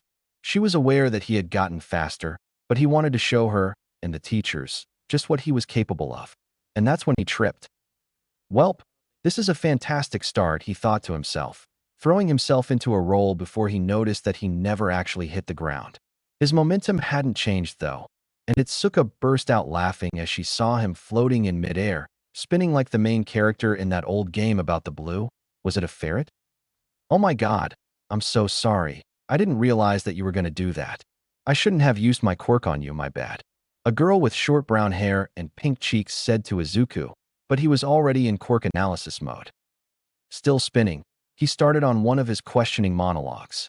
Wow, your quirk is amazing. Does it make things unaffected by gravity, or does it take away all mass from the object? Can you make things heavier? Are the pads on your fingers part of it? Maybe you have to touch some arg. He was pulled out of his muttering by Itsuka, who had smacked him on the head and stopped his spinning. The girl was looking at Izuku with an expression that was a mix of amused, concerned, and confused. Oh, I'm so sorry about that. I just like analyzing quirks, and yours looks amazing. But do you think you could put me down now? He asked as nicely as he could, and she yelped. Oh my god, sorry. She placed her hands together, and Izuku felt his weight returning as he landed on the ground. My name is Uraraka Achako. Nice to meet you. Izuku smiled. He could almost hear the smiley face in her sentence. Nice to meet you as well. My name is Izuku Midoriya, and this is Itsuka Kendo. Kendo waved with a normal-sized hand. Well, we gotta get to the exam now. Good luck, Uraraka. Izuku flashed her a smile before sprinting towards the door. The two girls barely had time to notice he had started running before he reached the bottom of the steps and turned back, waving them to follow. Wow, that's a cool speed quirk. I have no doubts that he's going to get in. Uraraka said to Itsuka, who laughed. He doesn't have a speed quirk. His quirk is that he can manipulate other people's quirks. That's just his normal speed. Uraraka looked at Itsuka like she had grown a second head. What? How is that even possible? Itsuka just shrugged. She had gotten used to it, but Izuku had never revealed how he did it. Izuku just said that his new trainer had these groundbreaking training techniques. Uraraka giggled at the nickname before opening the door for Itsuka. Well, I guess we should probably get to the exam, she said, before running off to her seat. Itsuka shook her head. She is very excitable. Izuku had been hissed at by Kachan to not distract him as he sat through present mix intro, been yelled at by a boy with blue hair for muttering, and had arrived out front of testing area B and was putting on his support items. The goggles, boots, and sword on his back didn't look like much, but he had spent almost 2.5 years developing these items with Mei, and damn was he proud of them. When Izuku had put in the application form for them to be allowed into the exam, the principal, Nizu, holy crap I got to meet Nizu, had expressed surprise that someone his age could make things like this. The goggles were for protection, as well as working in tandem with the boots. They had multiple modes: thermal vision, zoom comparable to Mei's, and night vision, and he planned on adding more. He was damn proud of his sword. He had gotten inspiration after watching a medical show with his mom, where the surgeon was using a plasma scalpel. It had hit him while eating his dinner. What if I used the same idea on a sword? He asked the question he had given Mei on his next visit to the beach, and she had squealed, eager to start the project. This baby is going to be amazing. She had yelled and helped him design and build it. And he was damn proud of the sword, capable of up to 3 minutes with a laser edge, and acting like a normal sword outside of the 3 minutes. But his boots, they were his masterpiece. They had shock absorption, so he could land safely from his jumps, as well as jump extenders, powered by the friction caused by running, supplemented slightly with solar power, and could increase his jump by a lot. Although he hadn't tested them a lot, he had only finished them a few days ago, and Aizawa's training took up a lot of his time. The goggles had icons for the boots, giving him an idea of how much of their power they had available for jumps. He had finished putting his gear on and breathed deeply, calming himself. He needed to be ready for this. Mirio said that it was robots, and he was right. Although he did warn me to look out for the bullshit they would throw at me, so I have to keep my guard red. Let's go, examinees, start. Izuku bolted at this. His sparring matches with Aizawa had been similarly sudden. So this is the bullshit they were going to pull. He could deal with this. The other examinees were shocked at the lack of a countdown, as well as his speed, and stood in shock for a second. All right, examinee, 2-2-3-2. What are the rest of you guys waiting for? There are no countdowns in real life. The crowd behind him sprang to life, but he didn't worry. By the time they had gotten to the bots, about 20 seconds after he did, he had used his sword to cut down 2 3-pointers, 2 2-pointers, and 4 1-pointers. 14 points, he thought. With my sword, this is going to be a piece of cake. He worked his way through the exam, minutes ticking away until there were about 2 minutes left. The people around him were starting to get antsy, and he heard a few people calling out their scores. 42, yelled the gravity girl as she dropped a few 2-pointers. 58, yelled the blue-haired speedster as he kicked through a 1-pointer. Izuku wasn't worried. He had been counting, and he was nearing the 55 marks for his points, so he hung back from attacking and switched to making sure people were safe. He grabbed an examinee and pushed him out of the way of a falling bot, and the guy looked thankful before Izuku ran off. He continued to do this for the exam before IT arrived. Izuku first noticed the ground rumbling, and then people yelling, and saw a crowd running back towards the gate, away from, holy shit. He had turned the corner to see what was happening and was greeted by a robot, bigger by far than any of the others. A robot that was rolling through the arena, crushing buildings. Not even worth trying to take out, he thought, and turned to run as well. That's when he heard it. AHH, a small cry coming from the same direction as the 0-pointer. He stopped and looked back, seeing the girl, Uraraka, from the front gate. He turned and ran straight for the 0-pointer. Aizawa was sitting in the judge's room, watching over the examinees with the rest of the teachers. He was currently sitting next to All Might, who was in his emaciated form and was a bit uncomfortable. He knew about All Might's injuries, but he didn't realize that it was this bad. He was currently watching a boy who could make his skin hard as rock punch through robots on his way out, running from their arena's 0-pointer. He heard coughing beside him and looked over. Holy shit, kid. Aizawa was surprised. He had never heard All Might swear before and followed his eyes to see where he was looking. Holy shit, kid. He couldn't stop himself, and the other judges gave him looks for it. He knew Izuku was headstrong, but was he serious? He was running towards the 0-pointer, dodging people running the opposite direction. Aizawa could see the way he was running, winding up for a jump. Nizu, bring up Examinee 2232 on the big screen. He heard All Might yell, and then a small, that's gotta be him. Nizu pulled the feed for Izuku up to the big screen. Aizawa could hear the other judges' gasps in disbelief as they watched what he did. Midnight stood up with and cracked her whip at his actions, then started cheering as he reached the ground. Holy shit. If that kid doesn't get in, then I quit. Aizawa gave an amused glare at Nizu's smug grin, and he winked at him. A message popped up of Aizawa's screen. Your student really is something. Aizawa paled for a second. He hadn't told anyone he was teaching Izuku. Does that damn rat have me bugged? There are no bugs on you. Promise, winky face. Izuku was running towards Uraraka, who was trapped under some rubble. And, apparently, towards the 0-pointer, as if his friends didn't already think he was batshit crazy. He dodged in between the other examinees, who gave him funny looks as he ran towards the giant freaking robot. He started to run faster, winding up his legs for a jump. According to his goggles, his sword had 12 seconds left with the laser edge, but his shoes were at 100%. He hadn't needed to jump much during the exam, so he just used them for shock absorption. Uraraka, from under the rubble, looked up and saw the boy from the front gate, Izuku, I think, running towards her and tried to yell at him to turn around but couldn't form the words. He heard him yell something, pressing a button on the side of his goggles, and then he was gone.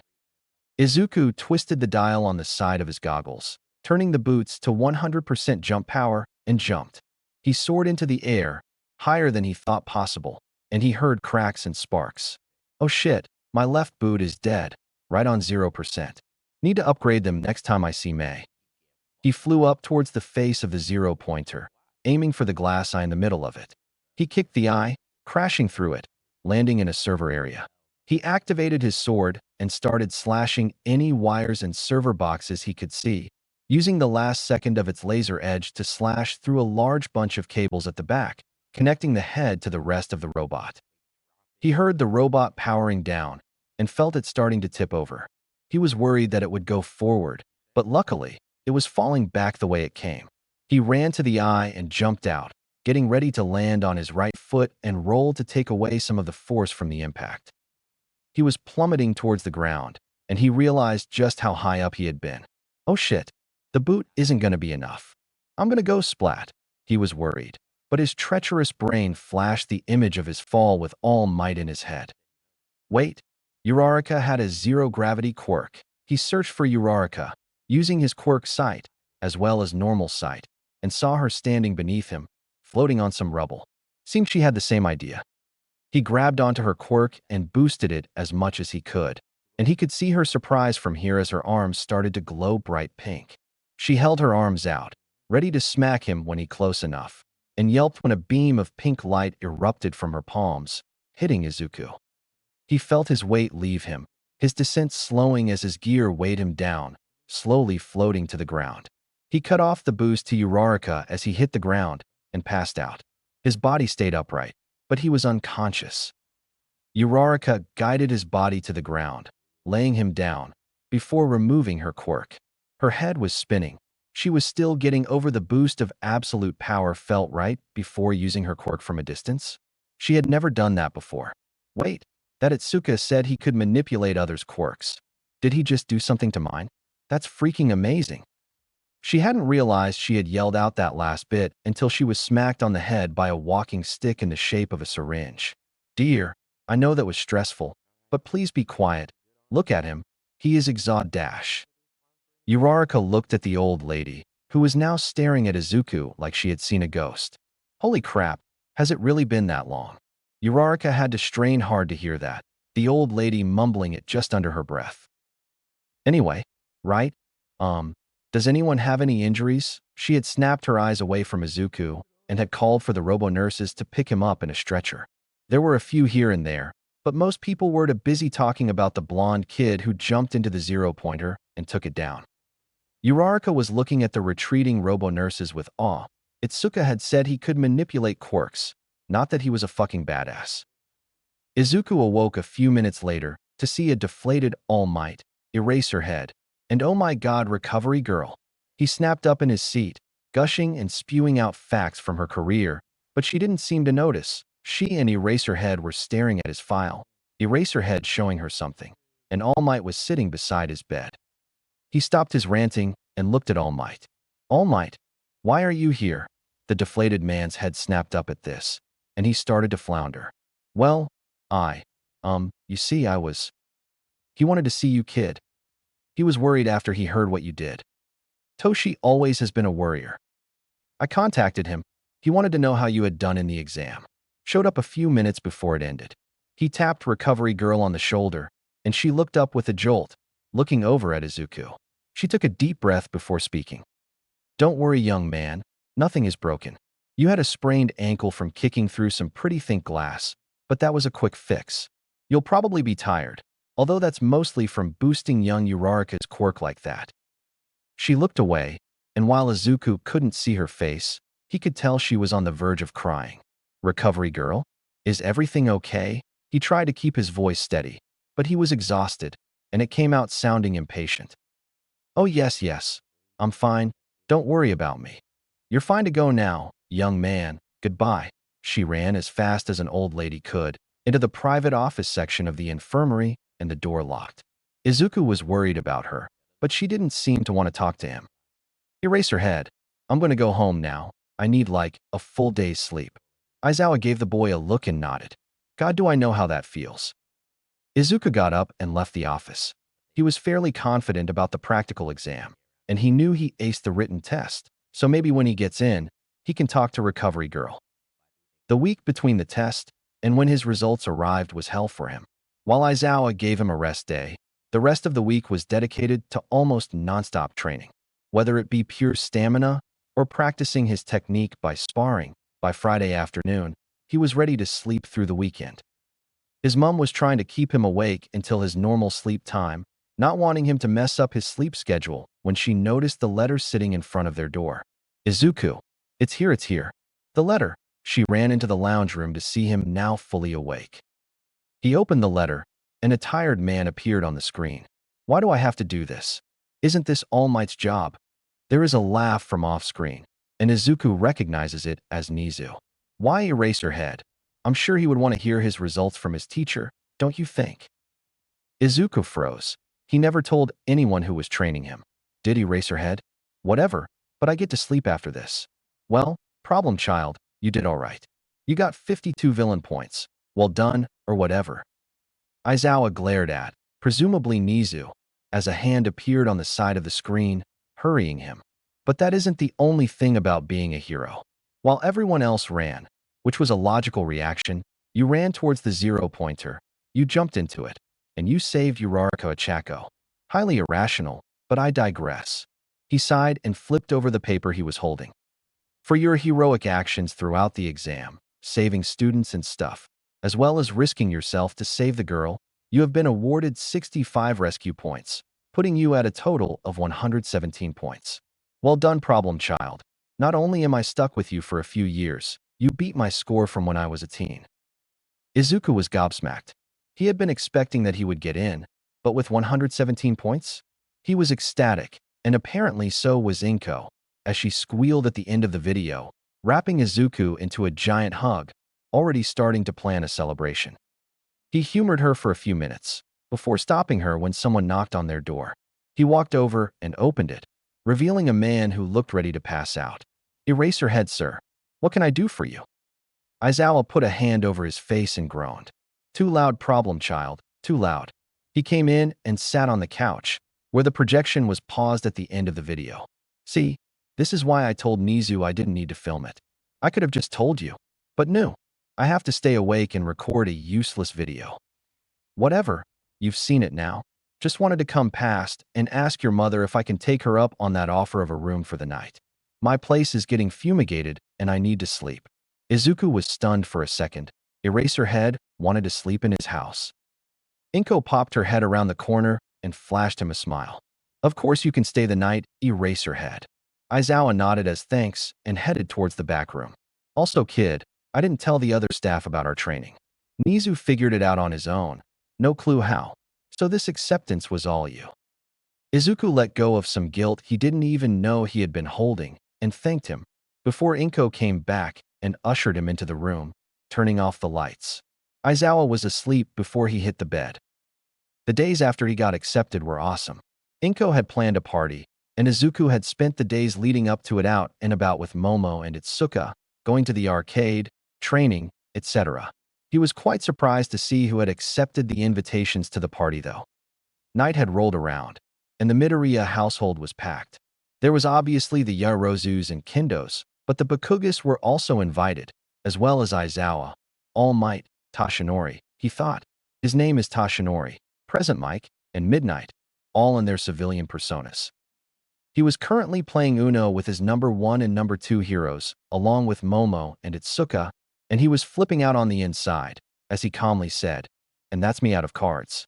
I win again." Aizawa gave him a death stare, backed up by his friends, while Tashinori just laughed. "Izuku, my boy, how are you so good at this?" He was still trying to hold back laughter at how much Aizawa looked like he wanted to strangle the boy. Who knew he was this serious while playing Uno? Izuku was laughing now as well. "I'm not sure, Tashinori. We used to play it all the time during sleepovers, so I guess practice?" Tashinori lost the battle and started laughing, as Aizawa snatched the cards and started to shuffle them, mumbling something along the lines of, "I'm gonna win this time." Inko walked into the room, taking off her oven mitt. "All right, everyone. Dinner is ready. Come get some grub." There was a mad dash into the kitchen by anyone who had been there before. No one could compete with Inko's Katsudon. She waited until everyone was seated before she spoke up again. "I would just like to say congratulations to our young heroes-to-be tonight. Well done to all of you for getting into U.A." There was a yell from the rest of the people celebrating their success. Izuku stood up and spoke as well. "Here's to us. Let's kick this hero course's ass." The other 3 kids copied him, and his mom smacked him for swearing, but Izuku had never been happier. He will be a hero. He will make his dad proud. Chapter 6. The first day. The day finally came for the students to move into the dorms. They were packing up Izuku's stuff into boxes, and Kendo was teasing Izuku. "Really? You have 3 of the same All Might collectible?" "Why?" She was on the verge of laughing. He really did have 3 identical figures of a young age All Might. "What? What's wrong with having lots of collectibles at Suka? I know exactly how many martial arts movies you have. You can't talk about my figurines." This, surprisingly, shut her up, grumbling while continuing to pack. They were excited to begin their training, excited to start their journey to becoming heroes, and goddamn, was this slow packing frustrating them. "You know what? Let's leave the posters and the figures. I'll need them here when I come back to visit anyway." Itsuka laughed and stopped packing figurines. She did notice Izuku pocketing his limited edition Eraserhead figurine, though. Inko was pottering around the house, cleaning things and making food, putting on a smile for Izuku, but on the inside, she was conflicted. She knew he was strong and that he deserved to be in the hero course, but she would never stop worrying for her baby. There was a loud knock on the door, and Izuku sprinted out to get it, Itsuka barely seeing him run. She still couldn't believe that he could move so fast, even after seeing what had happened during his exam, which the goggles had recorded, and watching him run around first person had made her a bit nauseous, especially when he attacked the 0-pointer. Izuku called back to Itsuka, notifying her that Momo had arrived. She stopped packing and went to greet her, surprised to see 2 large men standing next to her. "Dad said to bring Morimoto and Wakeo to help you move." Izuku smiled at her, letting the 2 men through, who went into Izuku's room and started to bring boxes down to the street. So, Itsuka, now jobless, tried to fill the gap in the conversation. "You guys want to play Super Smash Bros. 27? They just released a new fighter, some skeleton dude with glowing eyes." Izuku perked up at this, and Itsuka laughed on the inside. Something new meant he had something to analyze. And when he was analyzing was the only time Momo or Kendo beat him, as he was too distracted with his tests to focus on kicking their ass. They went into the living room and started to play SSB-27, and were saddened when Izuku picked up the new fighter extremely quickly, kicking their ass with him after 2 matches. It's not fair, Izuku. How in God's name are you so good at this? He just shrugged. Aizawa has me practicing my analytical skills and my reaction time as well as my body, so I guess, practice? Itsuka gave him a death stare. You can't use that bullshit explanation with me like you did with Tashinori. He just laughed. Seriously, just practice working in tandem with natural skill. As they waited for Morimoto and Wakeo to finish packing the car, they continued to play. And as they played and talked, they were all trading theories on who would be their teacher, as they were all in Class 1A, Momo getting in on recommendations. The 2 movers finished packing the car, and, saying goodbye to Inko, the 3 of them sat in the back, driving towards UA. As they arrived at the gate, Izuku stopped, staring at the building. The 2 girls noticed this and laughed. Come on, Izuku, it's just a building. We need to get to unpacking now. You can stare at it later, she said, shaking him slightly. Yes, come on now, Izuku. We should get ready before others start to arrive and make it harder to move around. Momo pushed him towards the dorms, pushing a box into his hands. He shook himself out of his trance, nodded, and moved towards his new home. They were surprised to see someone had arrived before them, a boy that reminded Izuku too much of Aizawa to be a coincidence. He was asleep on the front step of the dorm room, his one bag used as a pillow. Izuku walked up to him and slowly shook him awake. Hey man, you alright? The boy woke up with a start, and Izuku had to dodge the punch sent towards his face. Thank you, Aizawa, for the stupidly hard training. Dude, chill, I don't bite. He smiled at the deja vu he got from that sentence. The boy looked up at him and scooted back, mumbling softly. Sorry, didn't mean to attack you. Izuku let his smile grow bigger, and Itsuka thought that he might be blinding the boy with how bright he was being. No worries, man. The form in that punch was quite impressive, especially as you had just woken up. Where did you train? Izuku already knew to answer to this, though, as he had been on the receiving end of those punches for months now. The boy looked down again, before standing up and mumbling again. He still couldn't believe that this boy, who he had almost punched, was being friendly. I train with my dad, he's really good. Izuku laughed at this, slightly surprised.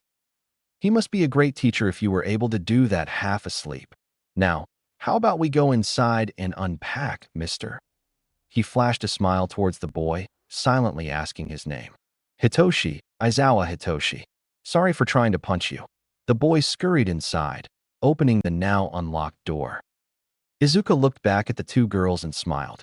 Well, come on then, we got some unpacking to do, before running inside and heading up towards his room.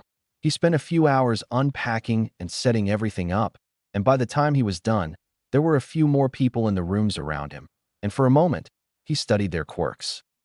From the room next to his left, he could feel conflicting energies, a twilight zone between absolute hot and absolute cold. He pondered what kind of quirk would give a dual effect, noting it down in his mind. From the room to his right came the impression of speed inside a mechanical whirlwind, almost like feeling a car driving right past you at 200 kilometers per hour. He had felt something similar before when Ingenium had been in town and had his suspicions, but he didn't want to scare anyone off just yet, so he filed it away for later. He was going through the quirks of people within range, only about 16 people at the moments, pondering why there were 2 people who had something to do with controlling light and how their quirks differed, when he felt a quirk he had been familiar with his whole life, or at least the entire time he could sense quirks. Pure, potential explosive force entered his area, and he nodded. Of course, Kachan would get into 1A. How could I think otherwise? He knew that in a fight against robots, when he could go all out, Kachan would have been in his element. He finished unpacking and headed down into the common area. Kendo was already there, but Momo had yet to finish. He wondered which of her beds she had brought, hopefully not her big one. There were a few others down there, talking in their groups, who looked up when he entered the room. Only one of them interested him, though. He ran towards the boy, grabbing him into a hug. Tokoyami. Man, it's been way too long. I haven't seen you since we were, what, 9? The bird boy was a bit frazzled, but eventually caught on. Midoriya, It is indeed good to see you again. I'm glad you were able to make it into the hero course. He looked over to the girl that had been sitting on the couch next to him. Sue, has my head changed in any way, shape, or form? Sue, a girl with large eyes and huge hands, Izuku noted, seemed a little surprised by the question before answering. Not a bit, Tokoyami. Why would it? She cocked her head to the side. Ah, that's on me. When I first met Tokoyami, I didn't have much control over my quirk, and I kinda reverted his head back to a human. Suyu seemed completely confused at this statement, cocking her head to the side again curiously. Fine. Tokoyami, do you mind if I show her? Izuku made sure he asked first. Some people could get stressed if he removed their quirk suddenly. Tokoyami nodded, and Izuku cut off his quirk. Suyu gasped as his head started to shrink and morph until it was once again a human head with messy black hair. She was staring at him, in awe of what had happened. Whoa, that's so cool. A shout from the staircase caught Izuku's attention. He vaguely remembered pulling this guy from the path of a falling robot. His bright red eyes were staring at Tokoyami and at Izuku. How did you do that? He was running towards the small group now, and Izuku chuckled. He had been around people who were used to his quirk for so long. He had forgotten how funny people's first reactions could be. Well, long story short, it's part of my quirk. I can manipulate the quirks of others, including, but not limited to, turning them off. Rockboy was staring at him with a smile on his face. Holy crap, that's awesome. If I may ask, how did you pass the exam? Doesn't seem like that would be very useful against bots. Izuku laughed. Yeah, it was absolutely useless against the machines. That's why I took in my 3 support items. The others looked at him confused. Had they not know about the 3 support items? Did you guys not know you could bring stuff in if you filed the right forms? He asked, and as they shook their heads, he wondered what exactly these guys' quirks were. Before even he knew it, his most recent notebook was out in his hands. If you guys got in with no gear, you must have awesome quirks. I can get a rough idea just by looking at you, but I don't know specifics. As he had been talking, he let his hold of Tokoyami's quirk go, and the boy's head reverted back to its bird shape. A boy with yellow hair that, to Izuku, looked like a human thundercloud, put his hands up, stopping his rant. What do you mean you can get a rough idea by looking at us? Izuku froze. He had wanted to keep that part a secret, but he wasn't very good at keeping them, it seemed. Well, it's kinda hard to explain. Basically, I can see you, and then I can see you. My range is about 100, maybe 110 radius now due to my training, and I can sense the quirks of people in range. For example, your quirk feels like a thundercloud on a stormy day, pure potential electric energy. I'm guessing I'm close to what your quirk is. The boy looked at him, shocked. Hit the nail on the head, my man. My quirk is electrification. I can release large amounts of electricity, but if I overdo it, I can fry my brain for a bit, making me super dumb. Izuku was already making notes next to a preliminary sketch of the boy, nodding as he talked. Itsuka smacked him on the back of the head. Zuku, stop taking notes on people for 5 minutes. You just met the guy, she said, before flashing the boy an apologetic smile. How about this? He is Izuku Midoriya, and my name is Itsuka Kendo. Nice to meet you. She nodded over to the redhead and the blonde, who nodded as well.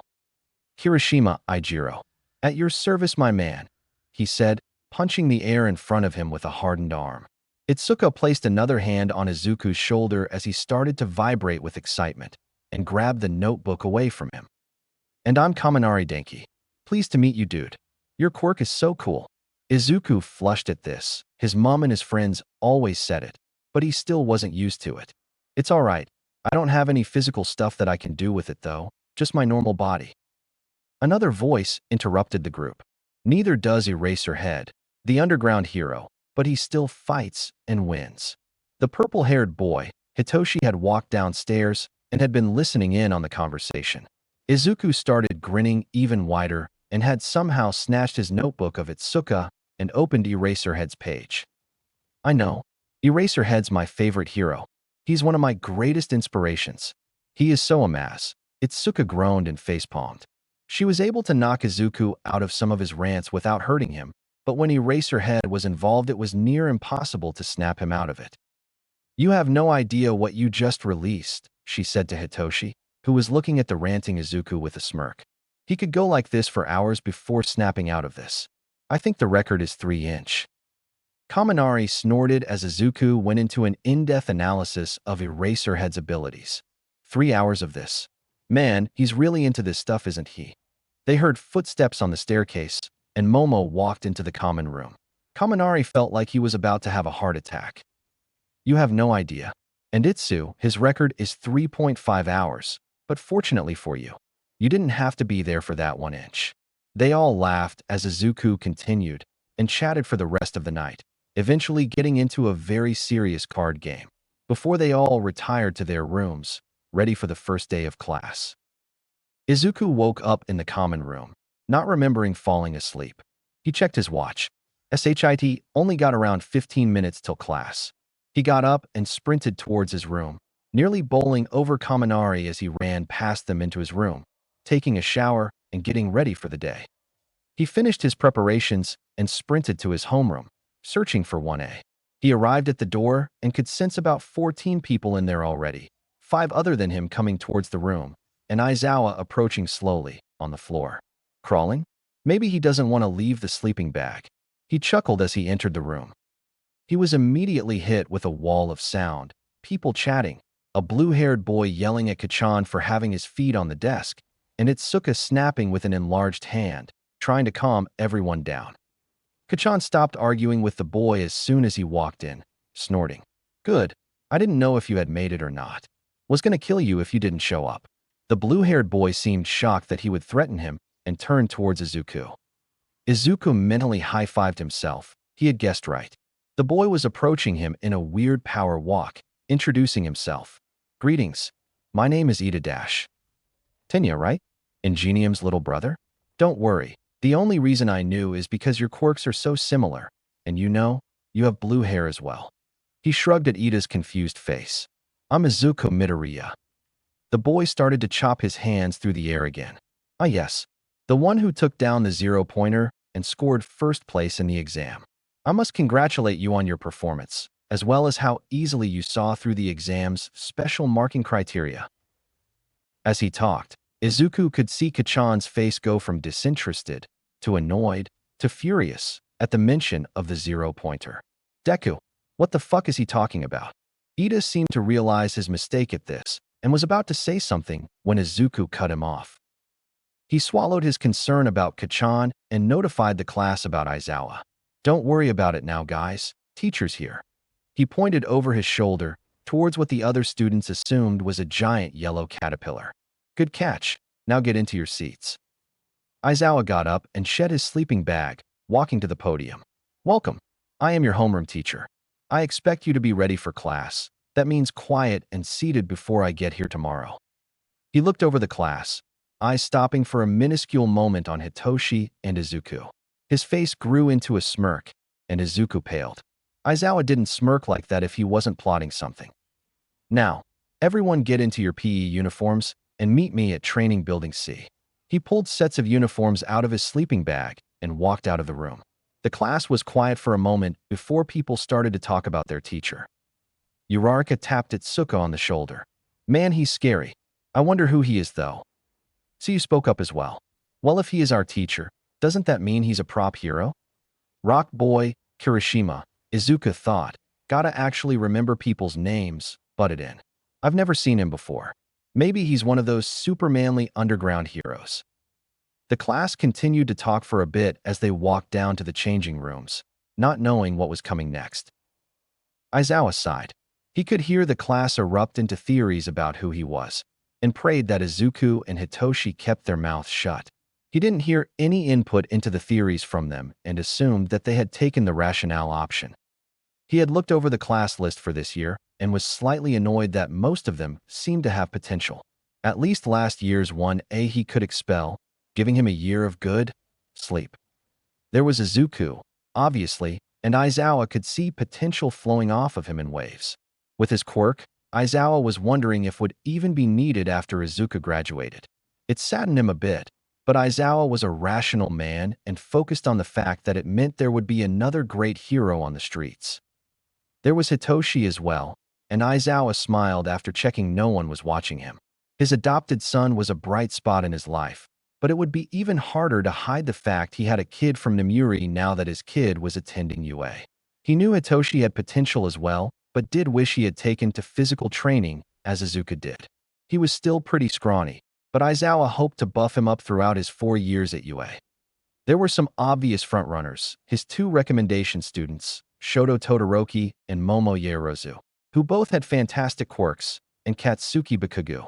But he could see Shoto holding himself back, limiting himself to his ice during the practical exam for recommendation students. Momo seemed to have excellent ideas for her quirk, and her friendship with Izuku had surprised him, but he didn't really care about that. That will probably help her. Izuku is a strategizing powerhouse. If he can think off what's needed in a fight before it starts, Momo will have time to make it. Katsuki was another problem child. Aizawa knew this. Scoring second place in the practical exam with 77 villain points and not a single rescue point, Aizawa knew he was a powerhouse. He would have to keep an eye on him. There were a few he would keep an eye on during the upcoming test, such as Hagakure Toru, whose quirk was just being invisible. He didn't know how she had gotten through the entrance exam. Nizu said something about her, making an excellent point about not being able to prove she didn't destroy X amount of robots. He didn't really like that, and kept her in mind as an expulsion candidate. Pony was another one that he should keep an eye on. While she was good at Japanese, she was nowhere near fluent. Maybe he could get one of the students to tutor her for extra credit. Izuku would probably do it for free. He mentally noted to ask him later. Itsuka had surprised him by being in his class. Vlad had expressed interest in her, but Nizu had placed her in 1A. He had said something about already having great cooperation with Momo and Izuku, which Aizawa could understand. He didn't think that anyone could have bad cooperation with anyone until he met Bakugo. The class started to arrive one by one until all 20 students were standing in front of him, confused. Uraraka spoke up. "Excuse me, sir, but shouldn't we be going to orientation?" Aizawa shook his head. "No, you are here to learn how to become heroes, not listen to that damn rat rave on for 2 hours. UA teachers are given much more leniency in their classes, meaning I can do whatever I please." He flashed a sadistic grin her way. "So for now, we will be doing a quirk evaluation test. Bakugo, come up here." He grunted, walking into the circle. Aizawa threw him a softball. "Now Bakugo, what was your record for the softball throw in high school?" Bakugo thought for a moment. "About 82 m." Aizawa nodded. "Good. Now, throw the softball with your quirk." Bakugo started to grin as he stretched. "I'm gonna blow these fuckers away." He winded up his pitch and released with a shout of "die."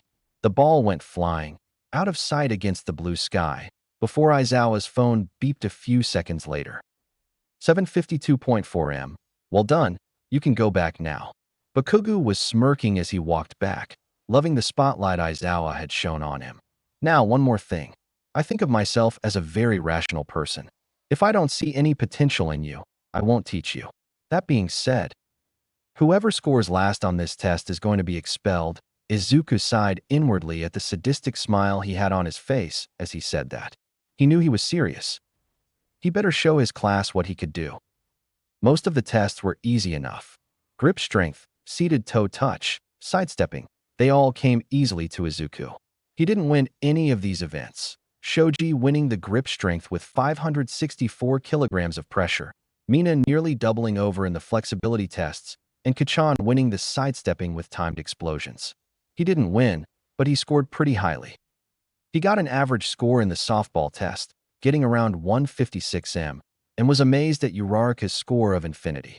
The tests kept on, until the test he had been looking forward to the most, the 50-meter dash. He was paired up against Bakugo, who was unaware of his training with Aizawa, unaware of his body's new capabilities. "Hey Deku, you better not screw this up. I want to be the indisputable winner here." Izuku just nodded as he got himself in position for the sprint. Bang! The gunshot went off, and so did Izuku. Pushing off the starting platforms, he pushed himself as fast as he could, blitzing past Kachan, who was using his explosions to propel himself. 3.12 seconds, the robot at the end of the track announced, as Izuku flashed past it. 4.31 seconds, as Kachan blew past. There was a beat of silence before all of the class except for Momo, Itsuka and Uraraka started yelling. What the? DKU, what the actual fuck was that? Izuku broke out into a smile before turning to Kachan. Kachan, whatever do you mean? You told me to not screw it up, so I did my best. The rest of the class quietened at this. They had known each other for a day and a half, but they all knew not to fuck with Katsuki Bakugo. If Izuku was brave enough to, how badass was he? Deku, if you think this means anything, it doesn't. I'm gonna kick your ass and be the indisputable #1 hero. He yelled at Izuku before storming off towards the bathroom. Izuku looked over towards the crowd and saw Kirishima holding his heart, crying. So manly. The rest of the tests went smoothly, Izuku coming second in the long-distance race, Momo creating a motorized scooter, causing Izuku to spend the last 3 minutes of his run laughing. Izuku got himself a comfortable third place overall, with first place going to Shoto Todoroki, second to Momo, who was ecstatic, and fourth was Kachan's. Toru, an invisible girl, came last and sat down in front of Aizawa, concerned, getting ready to pack up her things and go home. Aizawa looked over the class, letting the sadistic smile back out. Oh, and just by the way, none of you are going to be expelled. That was a logical deception to get you to push yourselves to your limits. As Toru started cheering, and the rest of the class laughing, Izuku went over to Momo, holding his hand up for a high five. Hell yeah, Mo. You killed it. She gave him the high five and leaned in for a hug, before stopping and blushing. Izuku turned around and saw a girl with bright pink skin staring at them with a shit-eating grin. Mo, huh? You two seem pretty close, she said in a teasing voice. The girls in the class giggled along with her, and Izuku could see he was getting the stink eye from Kaminari. Izuku, as oblivious as ever, just shrugged. Of course we are. Mo and I have been friends since we were 6. He wrapped his arm around her shoulder as he said this, waving his arm in front of them. Mina started giggling even harder and turned back towards the rest of the girls. He let go of Momo's shoulder and looked at her confused. I wonder what they're on about, Momo facepalmed. He really was an innocent little cinnamon roll. They were about to leave when Izuku, now not focused on the testing, felt 3 familiar quirks coming towards him, one at blindingly fast speeds. Izuku barely had time to prepare himself as a barreling blue blob crashed into his back. Hell yeah, Izuku, I can't believe you got third. You were so fast during the 50-meter sprint. The rest of the class were surprised to see a boy pop out of the ground, but they were even more surprised at the fact he was naked. A third boy quickly ran up to Mirio, holding his pants, softly scolding him. Damn it, Mirio. You know our teachers say to wear your special pants if you intend on using your quirk. Mirio just shrugged, smiling at the class. Greeting Class 1A. My name is Mirio Tagoda. These are my friends Nijire Hato and Tamaki Yamajiki. We are here to kidnap Izaburo. The class was shocked as Nijire grabbed Izuku, held him over her head, cackling while sprinting away. Aizawa looked like he was about to go after them, before shrugging and walking back to the staff room. Mina looked at Momo confused. Yao Momo, who were they? Momo was surprised at the nickname, but smiled. She had trained with Mirio for about as long as she had Izuku, and was familiar with his group of friends. That, my dear classmates, was UA's big 3. Izuku's been best friends with them for most of our lives. The entire class stopped. Momo paused as she saw Bakugo's face turn to pure rage before he exploded away, following the big 3. The rest of the class, as they walked back to get changed, were pestering Momo and Itsuka for details. They told them about how the big 3 were the 3 people closest to all might in power and skill, even among the pros. Holy crap, and you 3 are their friends? That's freaking amazing. I wonder if he could get them to help train us. Kirishima was hyped to have such manly people possibly available to spar with. Momo shook her head laughing. I'll check with them later. We really have to get back to class. 1A groaned, but followed her towards the changing rooms. Momo wasn't sure, but she thought she heard a few of them mumble. Yes, mum friend. The big 3, plus Izuku, were wailing through the main building chatting, as they hadn't seen each other for a while. Izuku was going over his newest ideas for Mirio's costume when they were interrupted. DKU. The big 3 stopped as they heard the familiar nickname. Nijire, still holding Izuku over her head, turned to face the boy who was rapidly approaching them. What the fuck else don't I know about you? Spill it, you shitstain. Mirio had seen Nijire angry before. People had picked on Izuku before, but they had all heard stories of what Bakugu was like before Izuku got his quirk. Well, if it isn't Kachan. Mirio shuddered at the tone Nijire was using. Kachan just got angrier. You can't fucking call me that. And no one can but my rival. Nijire giggled, but it was anything but lighthearted. It was menacing. Mirio shuddered, and Tamaki hid behind him. Well then, I'll remember that.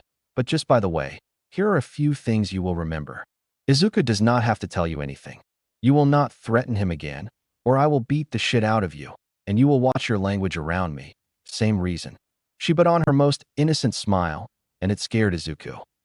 How about no fuck dash? He was halfway through the sentence when Nijire socked him in the cheek, now holding Izuku with one hand. I told you to watch your language. Kachan grumbled and walked off, mumbling not worth it underneath his breath. Wone, was that really necessary? Izuku asked, not attempting to break free. She turned and smiled at him. Of course it was. No one threatens my little Izu. Mirio laughed out loud, while Tamaji just chuckled under his breath. Miro calmed himself and pointed down the hall. Okay, Hedu, you gotta let him go now. He has to get to class. And OHSHIT. So do we. As he and Tamaki sprinted off towards the classroom for 3A. Nijire ran to the door for 1A, plopped Izuku down in front of it, and ran off. Bye Izu, see you later. Izuku shook his head. He couldn't let himself get abducted after every class, not with the number of questions he expected from this little experience. He goes through the rest of the day, aces English with present mic, does well in math with ectoplasm, and nerds out during modern hero art history with midnight. He is heading towards the dorms with Itsuka, waving goodbye to Momo as she was staying behind to talk to Aizawa. Hey Midoriya, hey Kendo. Izuku turns to see a girl whose name he didn't know, as well as Uraraka running up to them. He waved back, stopping to wait for them to catch up. Hey Uraraka. Who is this? He waved at the horned girl, who was partially hiding behind Uraraka. Uraraka smiled. It's all right, Midoriya. You can call me a Chaco. Can T have my hero calling me my last name, can I? Itsuka was laughing now, and Izuku smiled. Of course, Ochako. Only if you call me Izuku. He turned to the other girl. Hey there. My name is Izuku Midoriya. What's yours? He could see the gears turning in her head. She spoke in broken Japanese.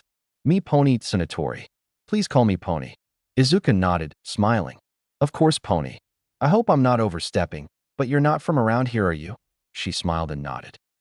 Yes, I am from America. I come overseas to go UA. He chuckled, bowing slightly and speaking in fluent English. Of course, Pony. I welcome you to Japan and to UA. She squealed slightly, speaking in English as well. Oh my God, thank you. I've yet to meet another student who can speak English as well as you. You have no idea how refreshing it is. I'm learning Japanese, but I'm struggling a bit. At the last bit, her smile fell slightly. Izuku frowned. He couldn't have that. He continued in English. Well then, maybe I could help you. I am fluent in both, so I could tutor you in Japanese. Pony's face lit up. Really? That would be fantastic. Thank you so much, Izuku. She clapped her hands over her mouth. Sorry, when I speak English for a bit, I revert back to some American culture things. We call each other by our first names over there. Don't worry about it, Pony. You asked me to call you by your first name, so you can call me by mine. She smiled at him. Itsuka and Ochako were chatting in Japanese, looking over at Izuku and Pony every now and then as they chatted in English. As they entered the inside of the dorms, Ochako sprinted off to her room, waving goodbye. Pony followed her upstairs, thanking Izuku for helping her learn Japanese. Crazy first day, huh? I mean, we get our quirks tested, you run 50 m in 3.1 seconds. Momo makes a freaking scooter, our teacher lies to us, you get kidnapped. This school is going to be the death of all of us. Itsuka was laughing as she said it, but Izuku knew she was right. UA was going to kick their asses. Chapter 7, Battle Training, Part 1. The next day, Izuku woke up super early, and he didn't know why. He got up and his clock told him he was around 6:20. He groaned. Why on earth was he awake? Probably because of the knocking on his door. That sounds about right. What he didn't expect was to see Aizawa standing in his doorway, scowling. Where the hell were you? Izuku was confused. Did he promise to do something? Aizawa saw the confusion and grabbed Izuku by the ear. Just because you got into UA doesn't mean you get to slack off on your training. From now on, every morning you meet me in the gym Gamma at 5:30 inch. Aizawa let go of Izuku's ear. Get ready. If I can't kick your ass during morning training, you're going for a run. Izuku walked back into his room and got ready. He knew it was a terrible idea to argue with Aizawa, especially when he had already pissed him off. He got into his training clothes and put on his iconic red shoes. He ran down the stairs and stopped when he saw Aizawa sleeping on the couch. As he went to shake him awake, a voice from behind stopped him. Izuku, shouldn't you let Mr. Aizawa sleep? Pony walked down the stairs, and Izuku froze. If he didn't wake Aizawa up, he would get in trouble for not waking him up for training. If he told Pony why he was waking him up, he would get in trouble for revealing their relationship. He could ask her not to tell anyone. She seemed like if he asked, she would keep the secret. He sighed, resigning himself to his fate. In English, he said, "Good morning, Pony. We are just about to head out and do some extra training. Aizawa has been my trainer for almost a year now, but I need you to keep it a secret from the others for now, okay?" Pony smiled as he talked in English and nodded as he finished. Of course, Izuku. This can be our little secret. She winked at him as she talked. But you owe me one. And ask Teach if I can join in sometimes, she said, laughing menacingly as she walked back up the stairs, and Izuku could almost hear the smirk in her voice. He laughed to himself as he woke Aizawa up. What do you want, problem child? He asked as Izuku continued to shake him slightly. Mr. Aizawa, sir, you fell asleep before you could, and I quote, kick my ass with training, Aizawa sighed, nodding as he got up. Fine, let's go. Aizawa made Izuku sprint for a half-hour straight, grinning sadistically as he did. The next half-hour after that he sparred, and Izuku was barely able to keep up after the run. He walked back into the dorms with 45 minutes left until class. Ida saw him coming back into the dorms and got up from the couch. Midoriya, you should be ready for class by now. It is way too close to starting time for you to still not be ready. Izuku quickly ran up to his room and had a shower. He gets into class with 5 minutes before the start. I'm glad you could finally make it, Midoriya. I was worried you were going to be late. Izuku nodded and silently started towards his seat. He waved to Momo and Itsuka. Good to see you up and at M. Greeny. Wouldn't want to be late for whatever Teach is going to put us through. He wished he could share his training with the two girls, but Aizawa said he only took one problem at a time. Yeah, I can't wait. Izuku tried to keep his sarcasm out of the statement, but the girls started laughing, so he probably didn't do it well. I wonder what he's going to get us to do today. Hope we don't get another threat of expulsion. I don't think Hagakure could go through that scare again. He joined them laughing. The rest of the class filtered in, Mina coming in 3 minutes late, apologizing to Aizawa. He stood up from his position, sleeping under the podium, and started talking before leaving. There were a few moments of silence from the class, but Izuku knew who was coming. He had sensed the storms of power before today. All Might came bursting through the door in an odd position. The class started buzzing with excitement. Here, coming through the door like a hero. The class started cheering at this. All Might really was a teacher. That's so awesome. Izuku heard a "he's so manly" before he heard something else. Hey kid, how you doing? I haven't seen you around UA yet dash. Izuku winced at how loud the voice was. It was clearly male, probably around Izuku's age, maybe older. And it was loud. My apologies, young Izuku. Totoya can be excitable. We don't really get to do much talking unless it's to each other. And I can only take so many stories about his old dogs before I just want to get out of here dash. This voice was much older, also a man. He sounded tired, like he hadn't had enough sleep, but was staying awake because he needed to. Shut it, Hanzo. I'm just happy to see the kid. I didn't get to last time. Was arguing with little Miss Grumpy over if Tashinori was stupid or not, dash.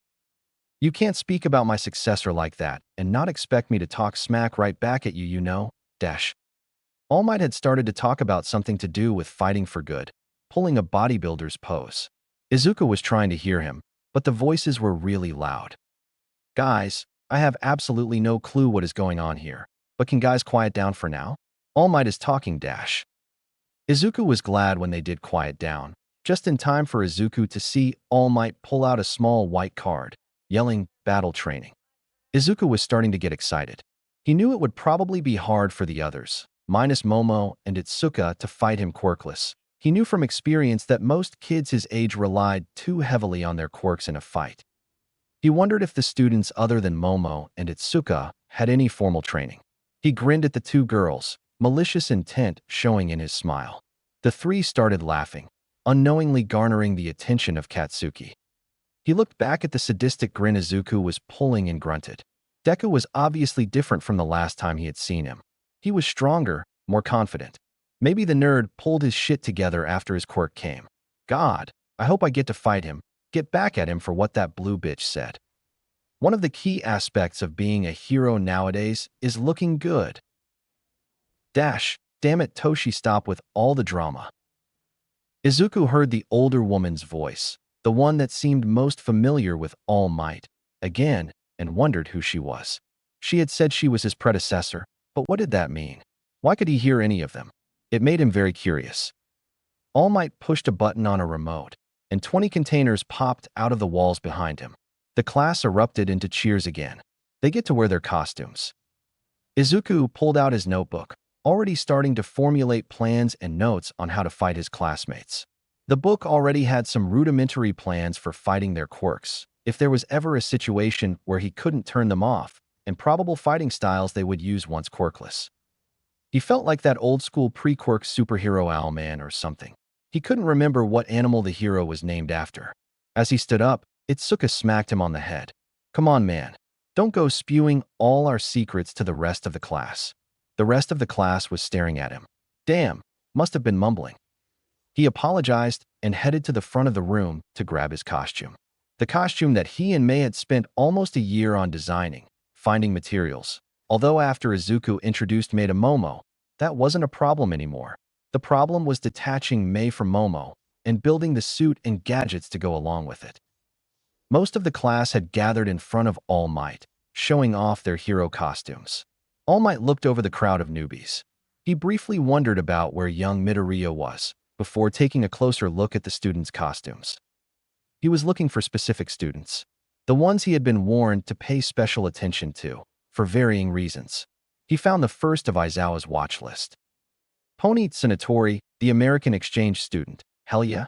All Might loved America. She was wearing a horse halter around her head with a lead rope dangling from the back, consisting of an orange skin-tight shirt with pale orange markings around her chest and stomach, with matching colored pants, along with a pair of fingerless gloves. She was wearing belts secured around her collarbone, biceps, and lower torso, and boots, as well as stirrups attached on either side. Hitoshi Aizawa, Eraserhead's adopted son, currently not very physically strong, but All Might could see the fire in his eyes. His costume was a near-perfect copy of Eraserhead's, other than some dark purple detailing, as well as a dark purple capture weapon. He wore some sort of mask over his face, looking slightly like a gas mask, but with speakers. Momo Yaoyorozu had been put on the watch list due to her standing as the current 11th highest in Japan for her favored martial art, her versatile quirk, and her acceptance to UA, due to recommendations. She wore a dark red sports bra and shorts, with gold trimming, and an odd wrist brace with a thick tube on it on her left arm, and what seemed to be a wrist-mounted computer on her right. She also wore tinted red goggles, with gold trim. He was just waiting for the fourth person on the list. Izuku Midoriya. He remembered the boy. Of course, he did. He was one of the only people in the world to know about All Might's injury, and All Might knew that the boy was trustworthy. So why did he keep staring at him? As the class quieted down, he was able to hear fast footsteps coming from the tunnel, as well as loud metal crashing on the ground. Wait, what? He looked behind the class to see a man in costume giving a pink-haired girl a piggyback ride, running from what looked like a large, spider-like robot. God damn it, Mei, why would you build something like this? Yep, that was definitely Izuku under that suit. Mei was cackling as they got into the open space. All Might punched the shit out of it. The class had turned around at this point, and were panicking at the robot almost double the height of All Might came crashing into the courtyard. Detruit. Smemish. All Might rammed his fist into the side of the bot, splitting it in two, both halves crashing into the wall behind the class. Mei started yelling. Izuku put her down. All Might, you broke it. Do you know how long it took me to build that? All Might was shocked. He had had people yell at him after a fight, of course, but for a robot? You killed my baby. Now All Might was panicking. Had there been a child piloting the robot? Had it been a mech suit of some kind? All Might, I can see your panic from here. It's not an actual baby, just a robot, so don't worry. Mei looked at Izuku like he had just stabbed her in the gut, insulted her hair, and twisted the knife. Where in God's name did such a graphic example come from? Laughter he couldn't hear spread throughout his quirk. Mei, was it? Izuku asked me to help, so I did. I did not know you treasured the robot so much, my apologies. He gave the girl a small bow, only to find that she had already run over to the wreckage, sorting through the pile. Not worth it, All Might, sir. Just leave her be. Izuku sighed as he said that, shoulders shuddering, seemingly remembering something.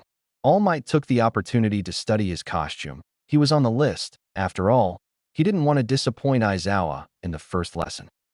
Izuku was in a tight-fitting black shirt, with gold trimmings showing off his muscles. He had black gloves with gold knuckles, and All Might could see that they were metal.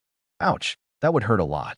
He had black knee-high boots with golden accents, tucked over black combat pants, with a utility belt with around 12 pouches and a golden buckle. The most impressive thing about the costume was the helmet, fully covering his head, with two golden dots on the front imitating eyes. They weren't just LEDs either. They seemed to change as Izuku talked to the others, following what All Might assumed to be his face's expressions underneath. On his back was a backpack of sorts, with a large slot on the bottom. Latched onto his right hip, a scabbard, with something All Might could only assume to be a sword, hung from his side. He looked badass if All Might was honest. When Izuku had arrived, the class didn't know what to make of it at first. He came dashing and holding a random pink-haired girl to his back, being chased by a giant robot. Jiro had heard them talking about babies or something. What she and the rest of the class were really focused on was Izuku. He looked badass due to the design and the gadgets, but she had to admit, the eyes were adorable. Momo and Itsuka seemed to agree, as they squealed and ran over to him. Zuku, you look so cool, Momo exclaimed as she hugged the boy. Itsuka rolled her eyes.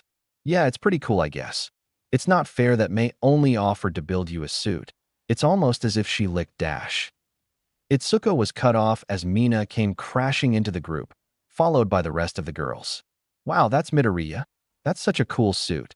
Izuku was now being hugged by his best friend, who was now realizing was in nothing but a bra and shorts, and the arm gear he had designed for her, and was being surrounded by other girls, in everything from leather jackets to skin-tight bodysuits.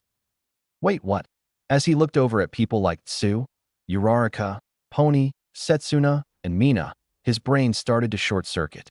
He pulled away from the group slightly, rubbing his hand on the back of his helmet. Man, he missed ruffling his own hair. He again noted the stink he was getting from Kaminari. Hi, Mina.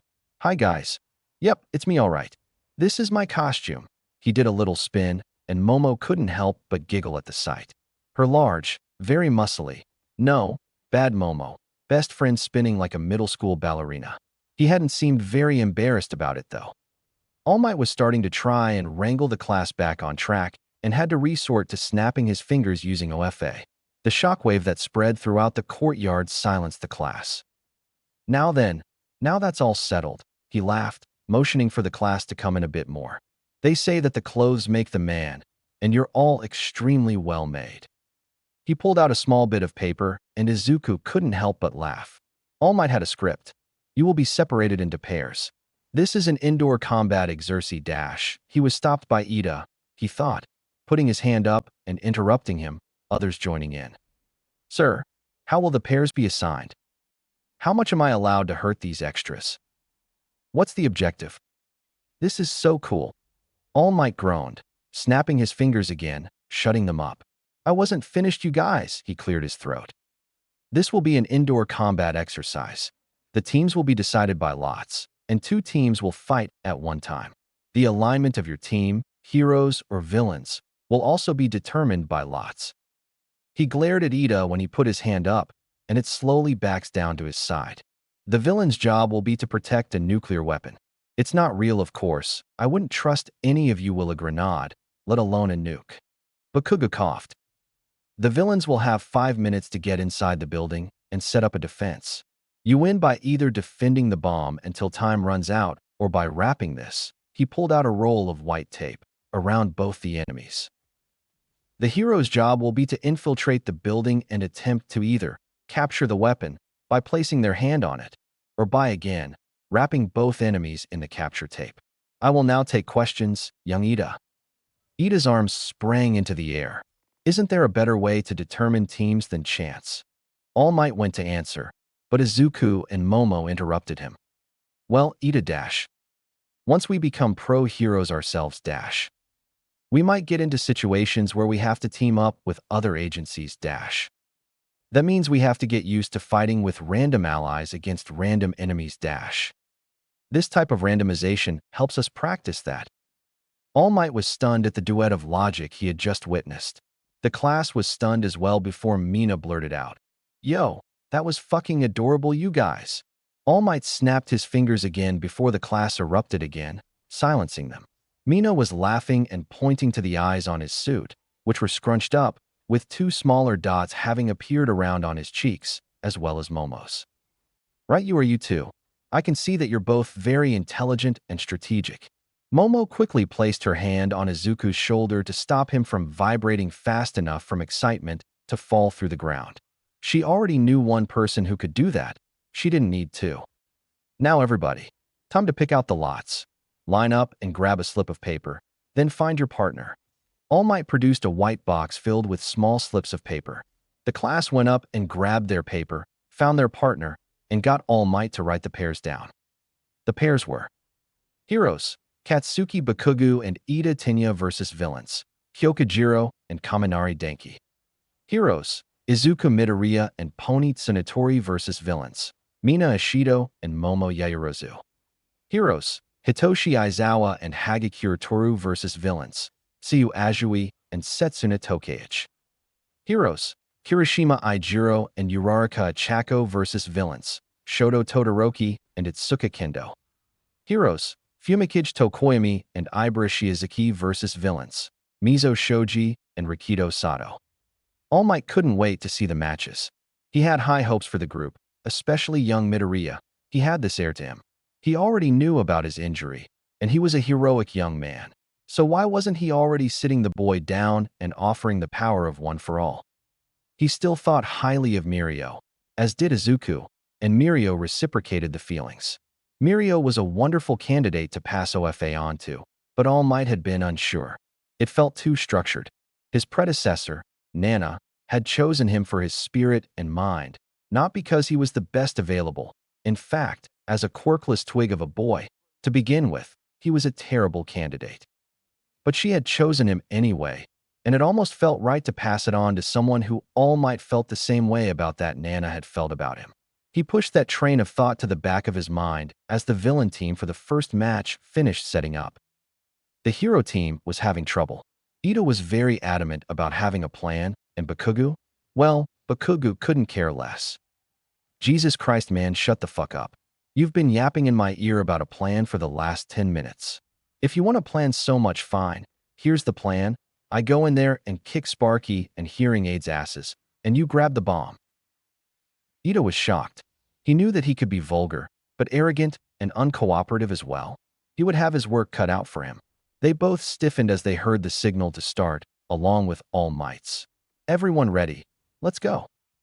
Ida had always been fast. He watched his speed indoors, for the most part, and had already mentally told himself to only use his boosters for kicking, as he didn't want to slam into any walls. Bakugo, on the other hand, used his extremely destructive quirk to blast his way into the building, rushing ahead of Ida. Ida shook his head as he followed them in. They got to around the 3rd floor when Bakugo slowed down, clutching his head. Goddamn Hearing Aid. Probably trying to knock us unconscious with her shitty heartbeat. While Ida didn't like the language, he recognized the analytical aspect of Bakugo. Yes, it is likely that she can hear where we are at this very moment. Ida listened to the vibrations flowing through the air, hoping to catch some variation that would confirm his theory. There was a small blip in the pattern as he uttered the words. He tapped Bakugo on the shoulder, avoiding the swipe that followed. He pointed to the roof, before tapping his ear. Bakugo scowled and nodded. They headed up higher, the sound getting louder and louder until Bakugo felt like his eardrums were going to burst. Oh fuck this. Bakugo yelled before smacking the wall next to him and letting off a huge explosion. They heard a screech from above them, and the sound stopped. Get up there, Sonic. We don't have much time. I'm gonna go kick Sparky's ass. Ida activated his quirk, running up the stairs and kicking down the north side door. He evaluated the room. Bakugo was already fighting Kaminari and winning. Jiro was laying on the ground next to the wall, unconscious. Ida took the opportunity to wrap her in capture tape, just in case, and sprint towards the bomb. He didn't get a chance to, however, as Ida saw Kaminari jump back from Bakugo and smack his knees with his hands. Bakugo was gone in an instant, behind a pillar, but Ida was trapped in the open. Indiscriminate shock, 1.5 million volts. Ida yelled as his body surged with electricity and thought he saw Bakugo deliver a haymaker to a grinning Kaminari before falling unconscious. The class was watching the fight from the observation room. Izuku was glad he and Pony weren't first, as it gave him plenty of time to plan out a winning strategy. As he talked quietly with Pony in English, Mina came running up to them. Izuku, Pony, what are you talking about? Is it how you're gonna beat me and your girlfriend? Izuku stopped suddenly. So did Pony. Neither of them responded for a moment before Izuku spoke up. What are you on about? I don't have a girlfriend. Izuku was genuinely confused at the statement. You're not my girlfriend, and neither is Mo, so I don't see what you're getting at. Mina almost squealed. He was too pure. Come on, Izuku. You call her Mo for God's sake. You've known the incredibly attractive, smart, and nice girl for over 10 years, and she's not your girlfriend? What gives? Pony was looking away from the conversation now, face red as a beet. Izuku had a red face as well now. He was quite dense with these things, but Mina's direct approach seemed to punch through his density. Well, Ishido, Mo has been one of my best friends for years. It's not like I'm willing to risk my friendship with her. Apparently, this was the wrong thing to say, as Mina's shit-eating grin grew wider. So you do like her? I knew it. That's too bad. I was gonna call dibs. Mina said the last bit with a flirty tone, and Izuku started sputtering. Pony was now facing the complete opposite direction from the two of them, face entirely red. When she saw Izuku's sputtering, Mina laughed. God, you're gonna be fun to have around, Izuku. I can tell I'm gonna love teasing you. She laughed as she sauntered off, intentionally wiggling her hips, looking back at him. He made eye contact and held it until she sat back down next to Momo.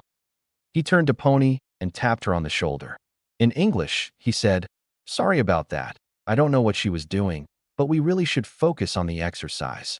As he said it, they heard a smack from the screen in the center of the room and saw Keminair eating shit after a killer haymaker from Bakugo. The heroes won, and Kachan's smirk was sighed.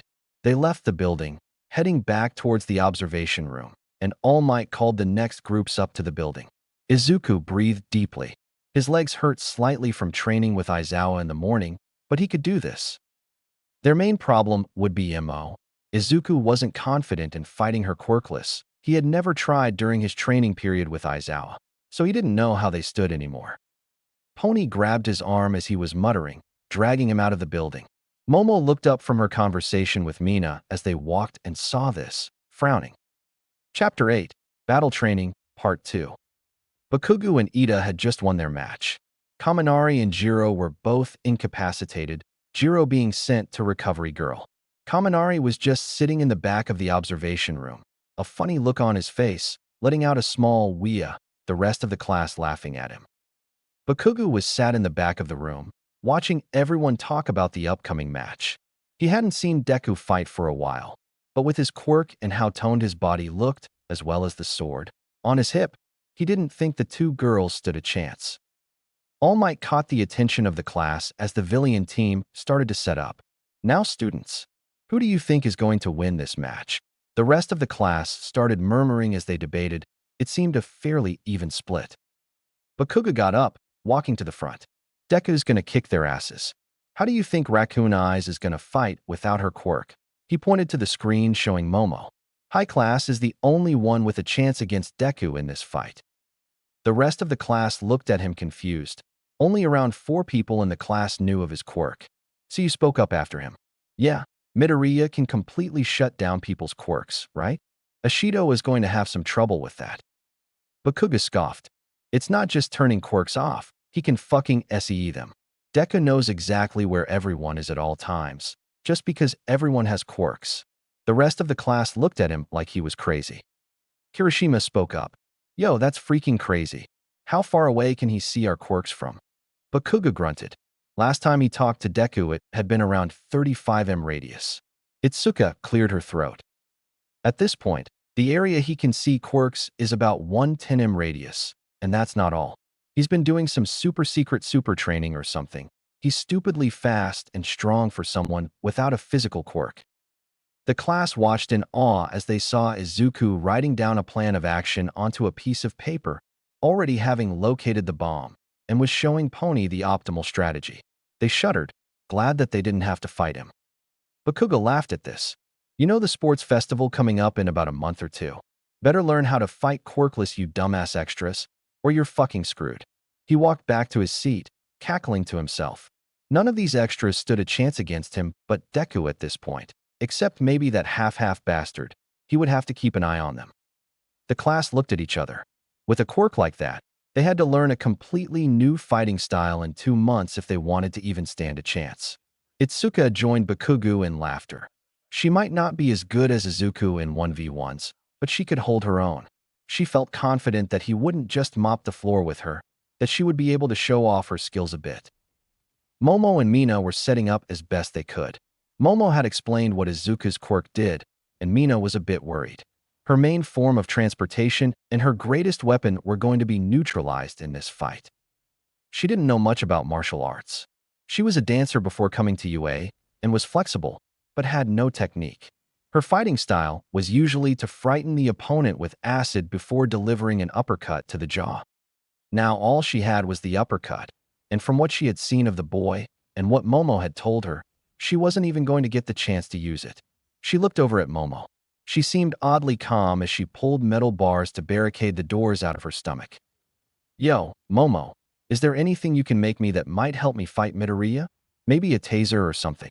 Momo looked over at her, before turning to the screen on her right arm and tapping away at it.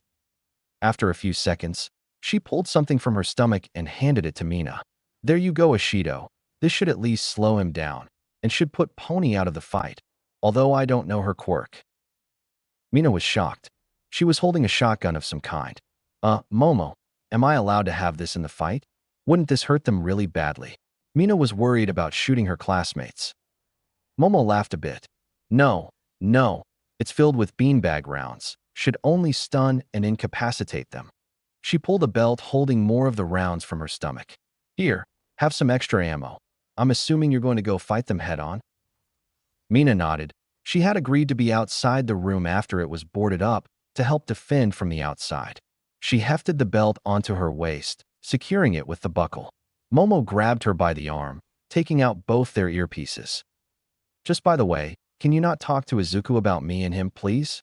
As you have no doubt noticed, he can be very dense about stuff like that, but he also embarrasses easily.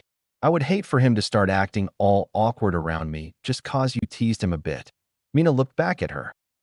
She didn't even know Momo had heard the conversation. Mina dropped her head, giving a small, exaggerated bow. Sorry for teasing your friend, lover girl. You know he said almost the exact same thing about you? Didn't want to risk your friendship land, all that jazz. It was actually really sweet. Momo was glad that she had taken their earpieces out, as she would have died of embarrassment here and then if the class had heard them. She blushed and looked away, softly smacking Mina of the arm. Shush. We have to focus now or Zoo is going to wipe the floor with us. Mina smirked at the nickname but didn't comment. Obviously, it was too early for Mina to try and get the two together. But she did know Momo had to be quick, or else she would lose the opportunity. She hefted the shotgun up onto her shoulder and walked out the last door before Momo sealed it shut. She would have to find another pair to play Cupid for. Izuku had been sent into a reboot cycle by Mina's teasing and was only just shaking himself out of it. Pony had dragged him to the building, chatting about an old TV show in America. As he shook himself, Pony looked back at him and smiled. Wakey wakey eggs and bakey. Come on, Izuku. We gotta go kick their asses. Izuku laughed and followed her to the hero starting point. He could see Momo and Mina walking around a room on the 3rd floor, Momo standing next to the doors for about 30 seconds each, Quirk activating. He guessed that they would be barricading the doors. It just came down to what material they were made out of. Momo had never been present for his trial runs of the sword, even if she had helped make it due to other commitments. May had probably spilled things like the temperature of the energy around the blade, so he couldn't use it as a breaching tool. Maybe he could cut through the roof and drop onto the bomb. He was pulled from his muttering session by Pony poking him with one of her horns. So Izuku, what's the plan? I know you have one. She smiled at him as he pulled out a pen and small notebook from his belt pockets. He started to write down a battle plan. He knew where the opponents were. He could see them. He could stop both their quirks when the timer started, and he and Pony could blitz through their defense and get the bomb. He realized he didn't know her quirk. It gave off the feeling of floating and control, but there was an animalistic property there, similar to Tsu and Tokoyami. He remembered being poked by a floating horn. He gave her a once-over. She was definitely going for a horse aesthetic, so he had gotten the animal wrong. He had guessed a goat or sheep because of the horns. Although now that he thought about it, her name should have given it away. Her calves were curved, so she obviously had some mutation there, probably stronger and faster. So Pony, your quirk is to float around your horns, right? Is there anything else? As he finished his sentence, he turned on the mobile recording device in his helmet. He wanted to write this all down properly later. Yeah, I can float and control around 4 to 5 of my horns at a time, and they grow back really quickly. I'm also really fast and my legs are really strong. All sorts of horse stuff, you know? She pointed to her horns as she made 4 of them float around her head in a circle. Izuku smiled at her explanation. He knew he was good at analysis, but it always made him happy when he got things right. His quirk definitely made it easier for him, but it was mostly him. Izuku shut off the recording device and stood up. Time was about to start. The timer in the HUD of his helmet was at around 15 seconds. All right, Pony, let's do this. You know that plan? She nodded, giving him a thumbs up. All right, then Pony dash. Match 2 start. Let's go kick their ass. All Might was excited for this match in particular. He wanted to see just how much Izuku had improved due to his training with Aizawa. He knew Aizawa was extremely fast and strong for someone without a physical quirk, and if he had put Izuku through the training that Aizawa had gone through as a student, Izuku was a good pick to win this fight. He had done his own training with Aizawa after his injury to get his new weakened form some strength, so he wasn't an invalid when deflated. While he knew it had been hard for him after the AFO fight, his was just rehabilitation. He empathized with Izuku's combat training with him. Aizawa could be ruthless when he wanted to be. As he announced the start of the battle, Izuku shot forward near instantly, Pony struggling to keep up. He saw on the cameras the faceplate on his mask light up a bit, and the circles that made his eyes turning off, giving him a pure black faceplate. As the lights on his mask turned off, he heard Mina yelp, as her body started to shift slightly. The students behind him gasped as they saw Mina's skin turn into a more natural skin tone, her hair becoming a light brown, and her horns retracting into her head before they could barely recognize the pinkette. Momo didn't seem to change at all. She just stopped making the rope she had been continuously making. Bakugo and Itsuka were still laughing slightly at the rest of the class's reactions. Told you he's gonna kick their asses, just watch this. Bakugo tapped Itsuka on the shoulder. So, Big Fist, who do you think is gonna do better outer raccoon eyes and high class? Itsuka calmed her laughter. Probably Momo. She is 11th in the country for our martial arts. She even outranks Izuku, although they haven't sparred since Izuku started his crazy training. Bakugo seemed slightly surprised at this. Wait, high class is 11th in Japan? Holy crap. The rest of the class were even more surprised at the awe in his voice, rather than Momo's ranking. Who would have guessed she was able to kick so much ass? Itsuka turned back to the screens. Just watch Explodo. It's gonna be an awesome fight. Bakugo turned to her quickly. The fuck did you just call me? Itsuka turned and stuck her tongue out at him. Explodo, shut up, I want to see Izuku fight. Bakugo grumbled, but quietened down. All Might was surprised that Itsuko was capable of such smack talk. She seemed very level-headed and calm, although that could be why she is so good at it. All Might turned back to the screen as the fight started in earnest. This should be good. Do well, young Midoriya.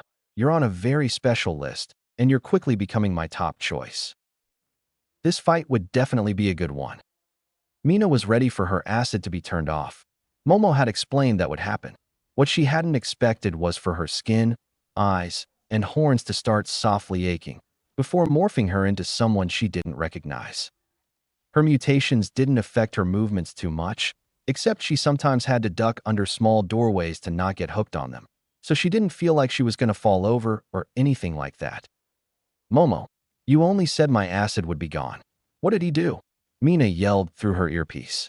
Momo coughed from her side. She had forgotten about that, as she never had to deal with it too much. Sorry, Ishido. I forgot about that part. I don't have anything for him to morph in my body, so I haven't experienced it before. Are you all right to continue? Mina grumbled as she tested her balance and movement. She was fine. Her balance hadn't been affected. Yeah, I'm all good. But if my quirk is out, we got in Komi dash. She was cut off as something slammed into her stomach. F. She collapsed and the shotgun was yanked out of her hands by something. Looking up, she expected to see Izuku holding it, only to find the shotgun being held up by two floating horns. The horns sped off with the weapon, turning the corner. Mina got up and started to run, just as she heard small whooshing noises coming closer. She knew Izuku was fast, but his boots seemed to make him even faster.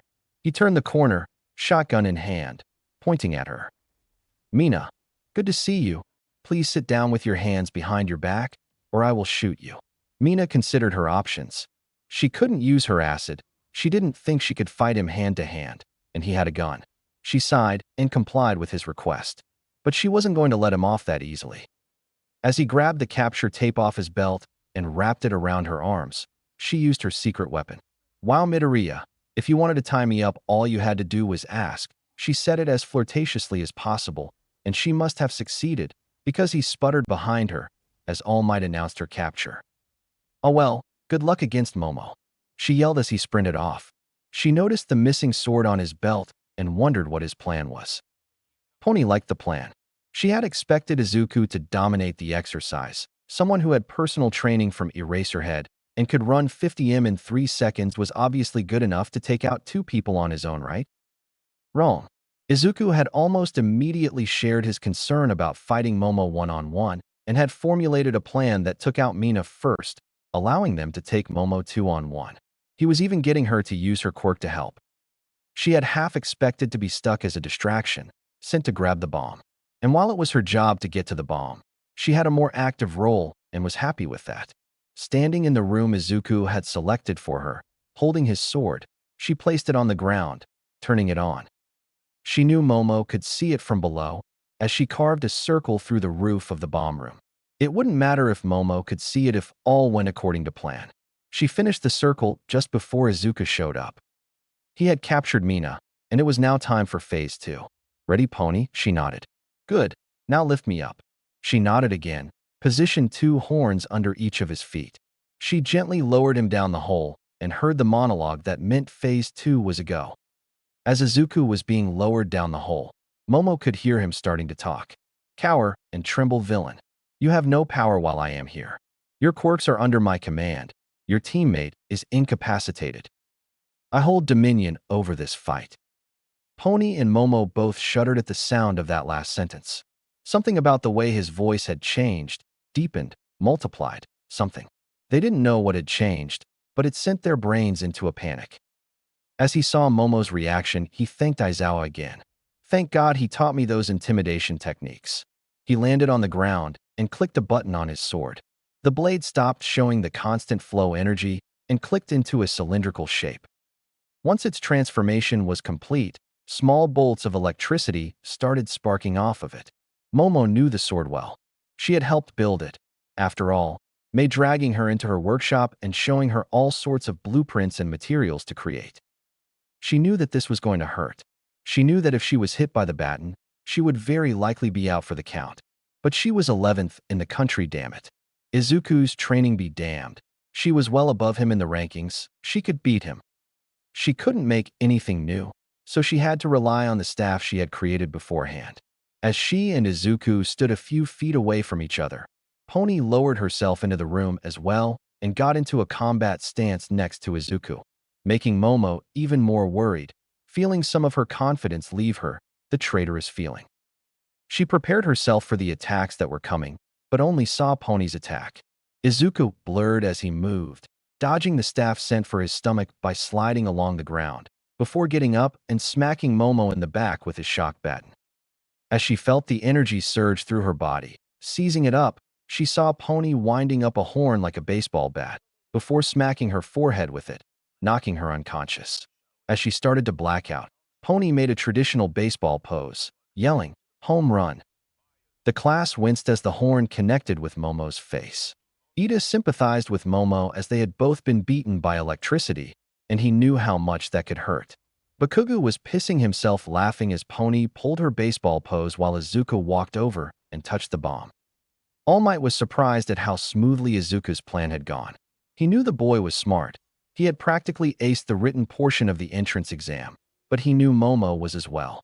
She had gotten in by scoring a 99% in the much harder written test for the recommendation students. For him to out-strategize her, he must be an analytical genius. Well then, heroes win.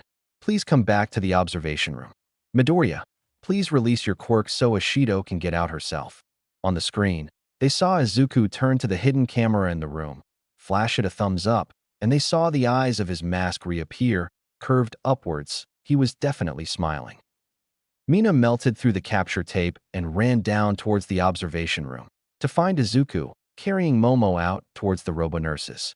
She felt the urge to tease him about it, but after remembering Momo's request and seeing her with the mark on her forehead, her body still slightly spasming, she thought it best to leave well alone. The robo-nurses took Momo to Recovery Girl, who was very upset at how she was taken down.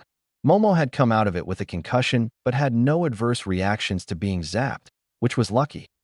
Izuku, Pony and Mina went back to the observation room to find Kachan laughing his ass off still, Itsuka looking both concerned and amused, and the rest of the class looking at the hero team like they were demons or something.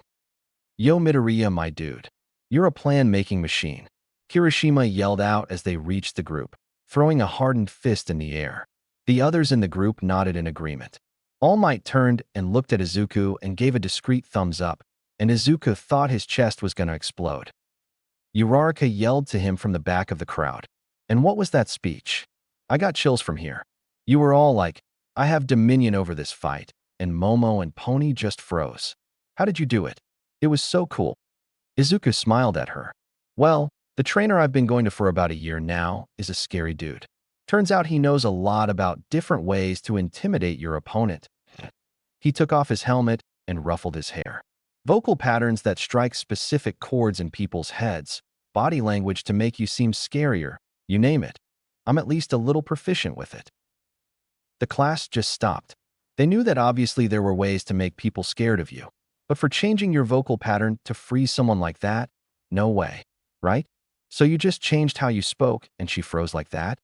Kaminari asked, intrigued. What? Nah, they don't work very well one at a time. So I used a combination of her pre-existing worry about my quirk in tandem with the vocal patterns and body language. I wasn't really sure it was going to work until she froze up.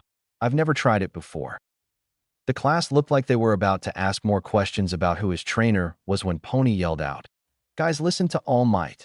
She raised her hand, and Izuku gave her a high five. "Class, I'm fairly certain of who you're going to say, but can anyone tell me who the MVP of this round is?"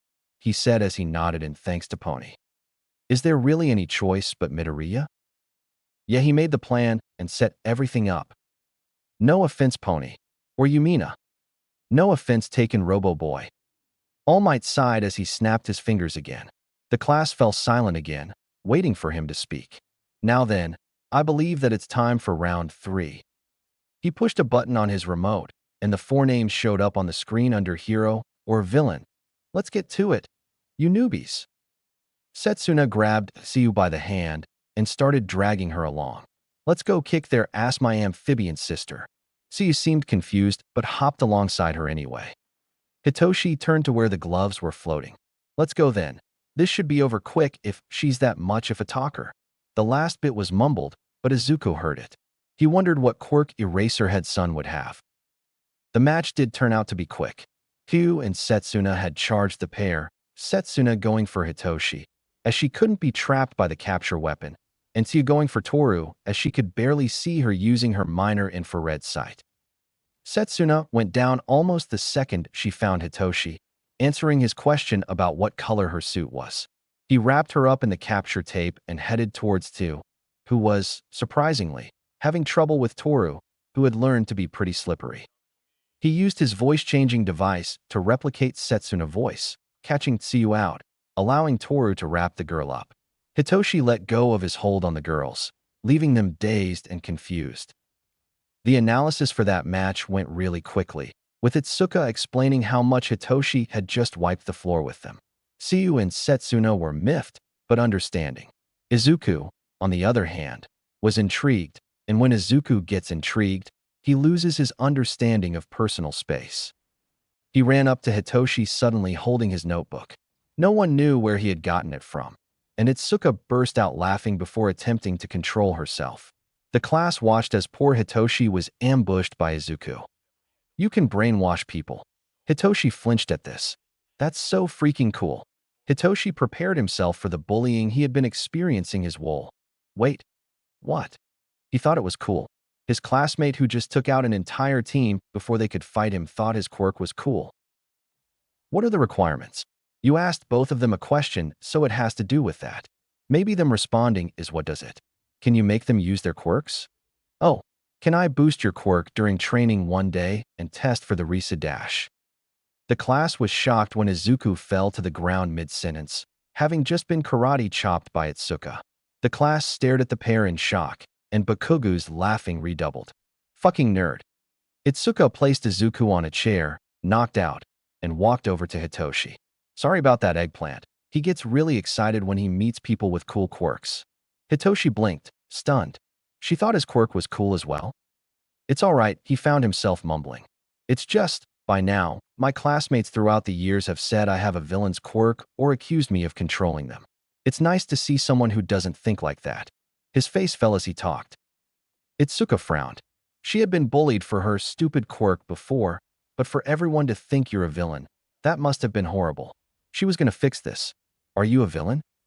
Hitoshi looked up at her confused. What?